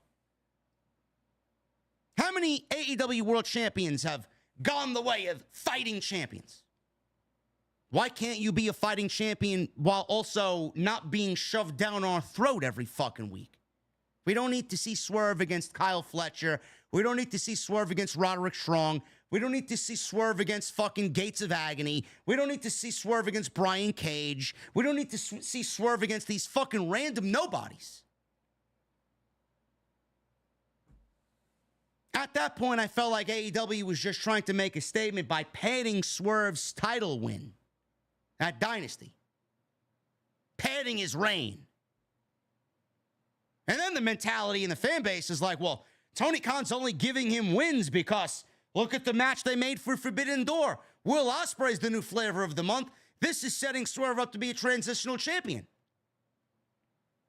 Was it?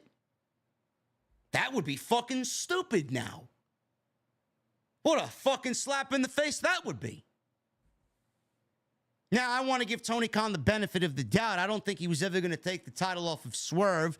It would be creative fucking malpractice if Tony Khan put the title on Will Ospreay in New York City and not Wembley Stadium. Thank God he didn't do that. I would have been fucking pissed. If there's anything that he needed to do, he needed to solidify Swerve's title run by him having a dominant victory over Will Ospreay. After everything that we've seen, the man has not had one pay-per-view main event yet. Outclassed and outstaged by everything else going on around him, and he's the world champion. He should be the last thing that we see. He should be the most important thing on the show. He should be the last visual we see representing the company, and they did not do that until tonight. He won the title back in April. May, June, 2 months of Swerve in the main event as your world champion, not the main event. It's ridiculous. Then you wonder why I sit here and I shit on the creative process every fucking week, because they don't do what they need to do. They dropped the fucking ball with this guy and they were treating him less than. Not a knock on him. He's been knocking it out of the fucking park no matter what they do, no matter what they give him. But it's not what we needed from him. He's not that type of champion. He doesn't need to be presented as that type of champion. I am so done with the, hey man, let's give the hot red baby face the fucking championship and have him wrestle everybody under the fucking sun, so it takes away from his mystique and takes away from the championship. People thought that him winning over these nobodies was building prestige up for the AEW World Championship. No, it's not. Not when we needed him to be surrounded in big matches and surrounded in story. They didn't even have a fucking story for him coming out of that title win over Samoa Joe. They didn't. He wasn't even the main event. His first title feud against Christian Cage wasn't even the main event of Double or Nothing. A storyline that has already jumped the shark, and already something I deem a failure was more important. AEW finally got it right with Swerve tonight. Finally. This match with Will Ospreay was an absolute classic main event that saw the very best of Swerve Strickland ever. This was the best that Swerve looked. This was better than how he looked in every match against Adam Page. This was better than how he's looked against Bryan Danielson. This was the very best Swerve that we have been given maybe in his entire career. He was more focused. He was more hungry. He was more visceral and violent than we have ever seen him. And the flow between Ospreay and Swerve, the communication and the dance that they created, the picture, the story that they created tonight was fucking a masterclass. Two guys that know each other very well, that have been in the ring with each other before. We saw two guys that are the very best that they have to offer in the ring together. I loved everything about this. Everything about this. Swerve Strickland told Will Ospreay he didn't think he had the potential to carry the weight of two worlds on his shoulders. Where was that killer instinct? That was the story coming into this match. That was the selling point. Swerve told Will Ospreay, you don't have the fucking killer instinct to be the world champion. You don't have that killer instinct to hold the AEW World Title and the International Championship. Will Ospreay tried his fucking best, but that killer instinct fucking failed. It did not show itself for Will Ospreay. Otherwise, he would be the world champion. It was one mistake, and those haunting words from Swerve came back to bite Will Ospreay in the ass and proved him right. Will Ospreay dedicated this match to his grandmother, who recently passed away. Thoughts and prayers to Will Ospreay. Jim Jones introduced Swerve to the ring and did the Nana dance along with Prince Nana on the ramp. Crowd went crazy for both guys during their entrance. Huge ovation for Will Ospreay. Swerve's house, people swerving while they're driving. Great. Great stuff. Got a Hayabusa tribute entrance from Will Ospreay as well. Bell rings. They both traded quick snap head scissors, with the other flipping out of their respective head scissors to their feet, leading to a stalemate. 1,000 miles an hour right at the start of the bell. Strickland went for a corner diving uppercut. Ospreay kicked right up and stared at him. Strickland sent to the outside with a big boot, and Ospreay was right there with a huge slingshot crossbody exploding over the top rope onto Swerve Strickland. Ospreay does a drive-by boot on the apron. Before getting back inside, he goes up the ropes. Strickland swept the feet out, hit his diving uppercut. Strickland wore Will Ospreay down in the ring. Back outside to ringside. Both guys are fighting on the guardrail, where both men stood up on the guardrail, and Will Ospreay exploded off the guardrail with a Hurricane Karana on Swerve. We go back inside. Pip, pip, cheerio. He hits that. Ospreay back in control. Ospreay hits a stun gun. Strickland blocked a big boot into a backbreaker. Unbelievable hip toss into a short arm scissor from Strickland. Ospreay made it to the ropes. We got some kicks from Strickland. Very cocky in his delivery with Swerve. Only angered Will Ospreay. No sold. Both men traded forearms. They both went for big home run shots. Missed the hidden blade, did Ospreay. House call, but it was Ospreay who connected with a Styles Clash. This is where things are really starting to get ramped up now. Ospreay misses the hidden blade. Swerve misses the house call. And then Will Ospreay hits a Styles Clash. Ospreay went for the Os Cutter. Strickland sprung from the ropes to hit Swerve, to hit a Swerve stomp midair. Cameras all of a sudden cut to Danny Garcia sitting in the skybox watching this match. Both fought to the ropes. Strickland hit an avalanche angle slam, which looked beautiful for a close 2 count. Ospreay rolled to the apron. Ospreay floated over a brainbuster, hit a hook kick, tried for an Os Cutter. Strickland bailed, and Ospreay crashed and burned. Ospreay was left set up perfectly for a Swerve stomp, but Ospreay rolled to the floor. Strickland didn't give a shit. He leapt from the top rope onto Ospreay against the commentary table, which looked like it sucked. It did not break, but man, what a sound it made. Crowd was going crazy for this, chanting, holy shit, holy shit.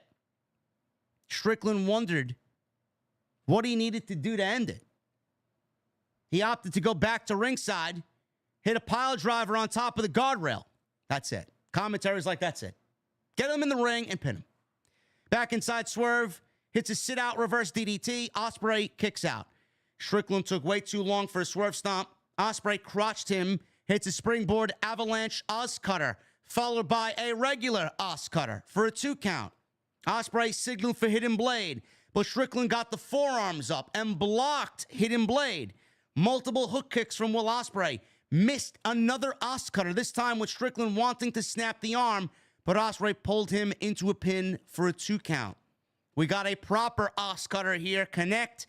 Ospreay hits a beautiful Stormbreaker. Everybody thought he was going for the Tiger Driver 91. He hits a Stormbreaker. Strickland managed to get a shoulder up, and the crowd is on their feet going crazy. We see a camera shot backstage of MJF watching this match with his arms crossed, looking at what the potential for All In could be. Ospreay wanted either another Stormbreaker or the actual Tiger Driver, but Strickland powered out, only for Ospreay to hit a big headbutt. Ospreay signaled for the Tiger Driver, but Strickland spun out of a violent hidden blade of his own.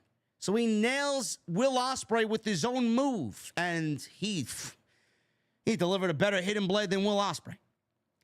Swerve stomp misses. Ospreay charged. Strickland ducked and hits Paul Turner with a hidden blade. It was a lot weaker than a normal hidden blade, because if Ospreay hit a proper hidden blade on Paul Turner, his head would have been in the fucking 8th row.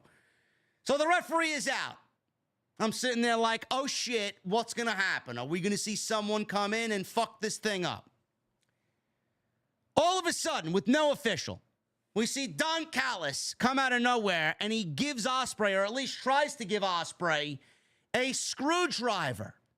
As Don Callis is begging him to take it and win the match with it. Nana comes over. He shoves Don Callis down. Ospreay tees using the weapon on Prince Nana instead. Where's that fucking attitude? Where is that, by all means, attitude to do whatever it takes to win? This is what Swerve was talking about. You don't have that within you. He tried to find it, and he thought better of himself.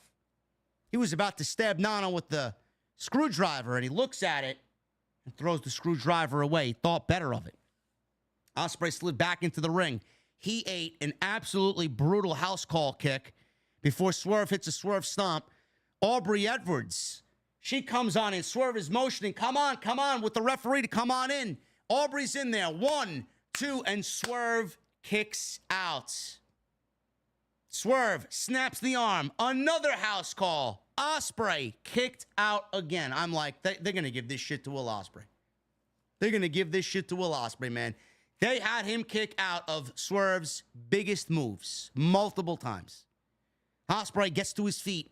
He looks like a fucking drunk bum walking out of a bar at 4 o'clock in the morning. He can't stand on his feet. He tried to throw a hidden blade at Swerve, but it was the weakest. And Swerve just basically caught him. He's basically like, what am I supposed to do with this guy? Nothing behind it. Swerve basically hugged him. He patted Ospreay on the back. He let him crumble right at his feet. One last house call connected. He then picks Ospreay up and nails big pressure. Folded him up. 1, 2, 3. And Will Ospreay suffers his first loss in AEW. Swerve Strickland retains the AEW World Championship. Swerve's title run is now made. It is solidified. He is certified, whatever word you want to use to put your stamp of approval on Swerve's title run. This is the creative decision that needed to be made. This one, if Tony Khan didn't make this decision tonight, it would have been one of the biggest blunders in all 5 years of AEW. He made the right decision. Good on him. Swerve needed to win this.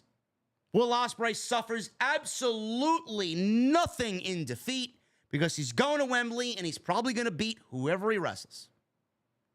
Which I'm kind of leaning towards it being a triple threat match because I could see Will Ospreay pinning Danny Garcia in that triple threat match if they go that route. I'd love to see MJF versus Will Ospreay one-on-one, but they included Danny Garcia for whatever reason, and he's been pictured in this match watching from the skybox, so he's got to be a part of it in some way. But getting back to Swerve, Will Ospreay suffers nothing in defeat here. He's still the international champion. Swerve, biggest win of his career, biggest win of this title run. He's now a made man. One of the best decisions that Tony Khan made all year, creatively. This will go down as one of the best matches in AEW history, which there is seemingly a lot of, and this will be a top candidate for match of the year. Great shit. At the end of the show, Strickland showed respect to Will Ospreay, who was also consoled by Kyle Fletcher, as Strickland celebrated outside with Jim Jones and Nana as the show went off the air. This was the worst AEW Forbidden Door that we've gotten so far. And I don't mean that as it was a bad show. There was a lot on this show that I just genuinely did not care about. You know, the old JD who reviewed AEW would be like, oh, man, it's great pro wrestling, man. We're all here for the great pro wrestling. AEW is no longer the alternative anymore. They're not. No matter how much you want to say they are, they're not. No matter how much you want to sit there and say, well, AEW's got 15 matches on pay-per-view, they're giving you every bang for your buck. WWE's doing 5 matches, 6 matches per show. But look at what WWE is doing as far as story. They're giving you great pro wrestling matches, and they're giving you story on top of that. You cannot do one and neglect the other. AEW is not the alternative anymore. The old JD would have been like, oh, it's great pro wrestling. That's all we need. No. This is not the direction that AEW needs to go in. They need to start doing things differently. Stories need to be told. And the stories need to be vast and interesting and exciting. And the stories need to have emotion. Why are the ratings down? Why is there lack of interest in AEW? Why are the only people left watching AEW caring about AEW? Why are they all the sickos? If AEW created better story, if AEW put more emotion into their story, if AEW gave us a reason to watch week to week, outside of the pro wrestling, which we know they're going to give us, AEW's interest would go up. People would come back and watch the show, and the ratings would be up. So the same thing about WWE. The stock was at $50, $60 a share. Why isn't the stock up? Well, Vince McMahon was driving the company into the fucking gutter. Stories were fucking terrible. They weren't doing anything interesting to get me to watch on a week-to-week basis and fucking care. There was no emotional investment. What is Triple H doing? How many fucking stories are on WWE television that actually have an emotional attachment to it? Got the bloodline now with Cody and Solo and Jacob Fatu. Randy Orton's there. We may get Cody branched off and wrestling Randy Orton at SummerSlam. LA Knight and Logan Paul. Liv Morgan and the Judgment Day. Sami Zayn. Chad Gable. How many stories are on WWE television that are Finn Balor and Damian Priest? I mean, I could go on and on. That's why people are watching week to week. People aren't watching week to week. AEW is not giving people reason to care. You can sit there and claim, oh, the lead-in this, and we need the lead-in, and the lead-in is important. You don't need a fucking lead-in. You don't need Big Bang Theory if you got great story being the lead-in. The story, the great story, is the reason why people want to watch. But when you have 200,000 people just mysteriously go missing because there's no fucking Big Bang Theory, you never gave them a reason to come back and watch. You never gave them a reason to care. So why would I? Story. Story, story, story, story. It will be king. It will always be king. Half of this show was a fucking thumbs down. The other half was a thumbs up. So if I was to give this a rating, I'd probably give this a good solid 6.5 out of 10. 1 thumbs up. Half of the show was unimportant and doesn't matter tomorrow morning when you wake up. Other than that, great women's championship match, great TBS championship match, great main event between Swerve and Will Ospreay that will go down as one of the best in this company's history. Great ladder match. Outside that, couldn't really find anything else to care about. Thank you guys for joining me on this very late Monday morning right here on OTS. We are going to get into your super chats in just a second, which seemingly looks like there is none of. 2.5 hours here. We don't even have a handful of super chats here. You know what? I may just call it right now. I didn't need to be here. Follow me on social media at JD from NY206, Twitter, Instagram, TikTok, and Cameo. Hit that subscribe button down below. Turn on the bell for notifications. Make sure you guys hit that thumbs up. We got 913 likes. I'd love to see that at least get to 1,000. And hit that subscribe button down below, and please turn on the bell for all notifications. Michael Krause with the $2 super chat. Good Sunday, JD, OTS fam. Hope all is well. Michael, Hopefully you had a great weekend, brother. Brendan Watson with a $4.99. I've been watching you since 2022, and you truly are one of the best in the IWC, along with Silent Monster and Just Alex. Keep doing it and never give up. Thank you, Brendan. Krauser with a 5 and a 2. This was a rough watch for me, unfortunately. Zack and Orange was great. Mercedes looked pretty awful. Stephanie definitely has an interesting aura. And Konosuke with the spot of the night. Yes. One of them at least. Tommy Brannigan with a 29 months. Thank you, brother. Hey, JD and OTS family. Hope you have a great 4th of July. Sorry I missed Forbidden Door. OTS for life. Thank you, Tommy. Joseph Taylor with a $2 super chat. Forbidden Door, 7 out of 10. Swerve will be match of the night. Yes. Thank you, Joseph. Thank you for telling me what I already know. Mr. Team Bring It with the $4.99. Main event saved the show for me. The first 2 Forbidden Door pay-per-views were better in my opinion. Crowd seemed dead regardless. Keep up the great work, JD. Thank you, Mr. Team Bring It. Main event was easily the best thing on the show, and it definitely did save the show. Grants with 3 months. Hey, JD and OTS family, Forbidden Door was all right. But how about that main event, though? Fire. Toni was cooking with that. Hope all is good. OTS for life. Thank you, Grant. Thank you for 3 months, brother.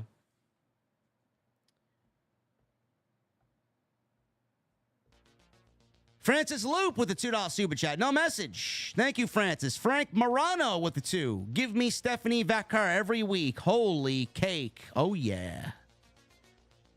Absolutely. Mr. Team Bringer with a $1.99. What is the worst AEW and WWE match you've seen?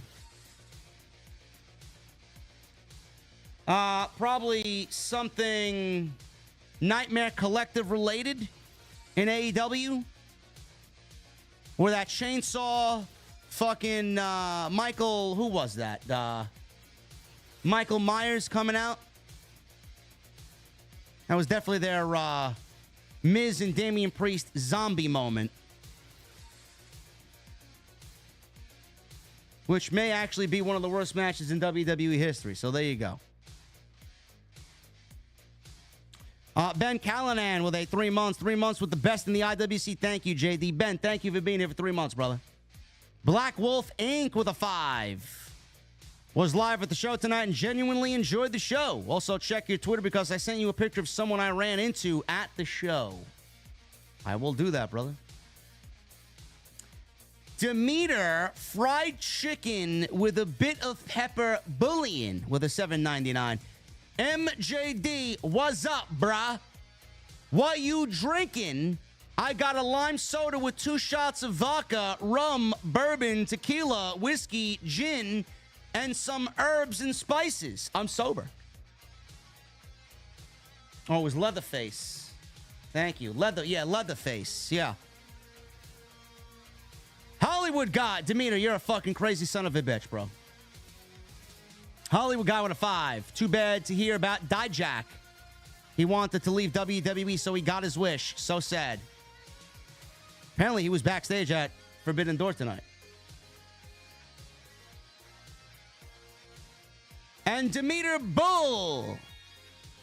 Moo. Demi Mummy Bull Moo was me, but I spell wrong with a 99 cents and a 149.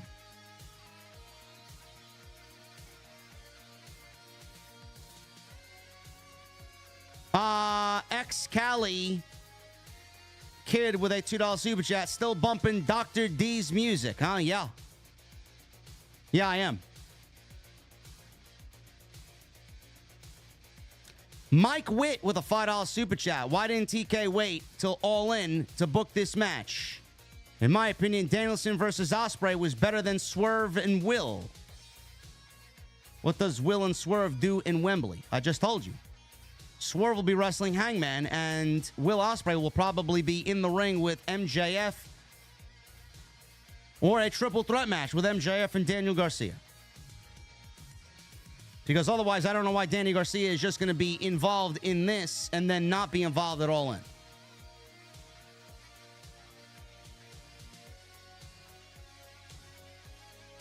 Anyway, guys, that's all we got. That's all you guys cared about. So I am about to get out of here. The Abyss 86 with a $20 super chat. Thank you, Abyss. Started listening when they fired Bray Wyatt. Glad you streamed tonight to keep me company at work. Shit sucks since my wife died right after WrestleMania. She was the best wrestling buddy ever. She'd say, "Shut up, JD." I'm glad I could give you the entertainment that you need, brother. Sorry to hear about your wife. And usually the ladies are the ones that are a little tough to get going immediately, man. But we always wear them down. And by the end, they're like, I don't mind you at all. I think it's great. Thank you for the 20, brother. Hope you are well, and I'm glad I could keep you company at work tonight. As for the rest of you guys, I'm glad I could keep you company tonight. It's going on 3 a.m. here on the East Coast. I'm about to get out of here, and I'm about to get to bed myself. Thank you guys for a great stream. Hopefully you found some enjoyment in it. Make sure you guys follow me on social media at JD from NY206. Twitter, Instagram, TikTok, and Cameo. Hit that subscribe button down below. Turn on the bell for notifications. Make sure you guys go check out all the other content. We got Monday Night Raw tonight. I'll be live after Raw as always. Kickstarts a brand new week of content right here on OTS. We are heading into Money in the Bank this weekend. We got Monday Night Raw and Tuesday Night Titans to kickstart your week, man. Follow me on social media. You guys know the deal. Hit that subscribe button down below. Turn on the bell for notifications. And please continue to hit that thumbs up. We need 30 more likes for 1,000. You guys are great. And next time you see me live will be right here tonight after Monday Night Raw right here on OTS. Until then, guys, have a great Monday. And I'll be back live after Raw right here on OTS. I'll see you guys later.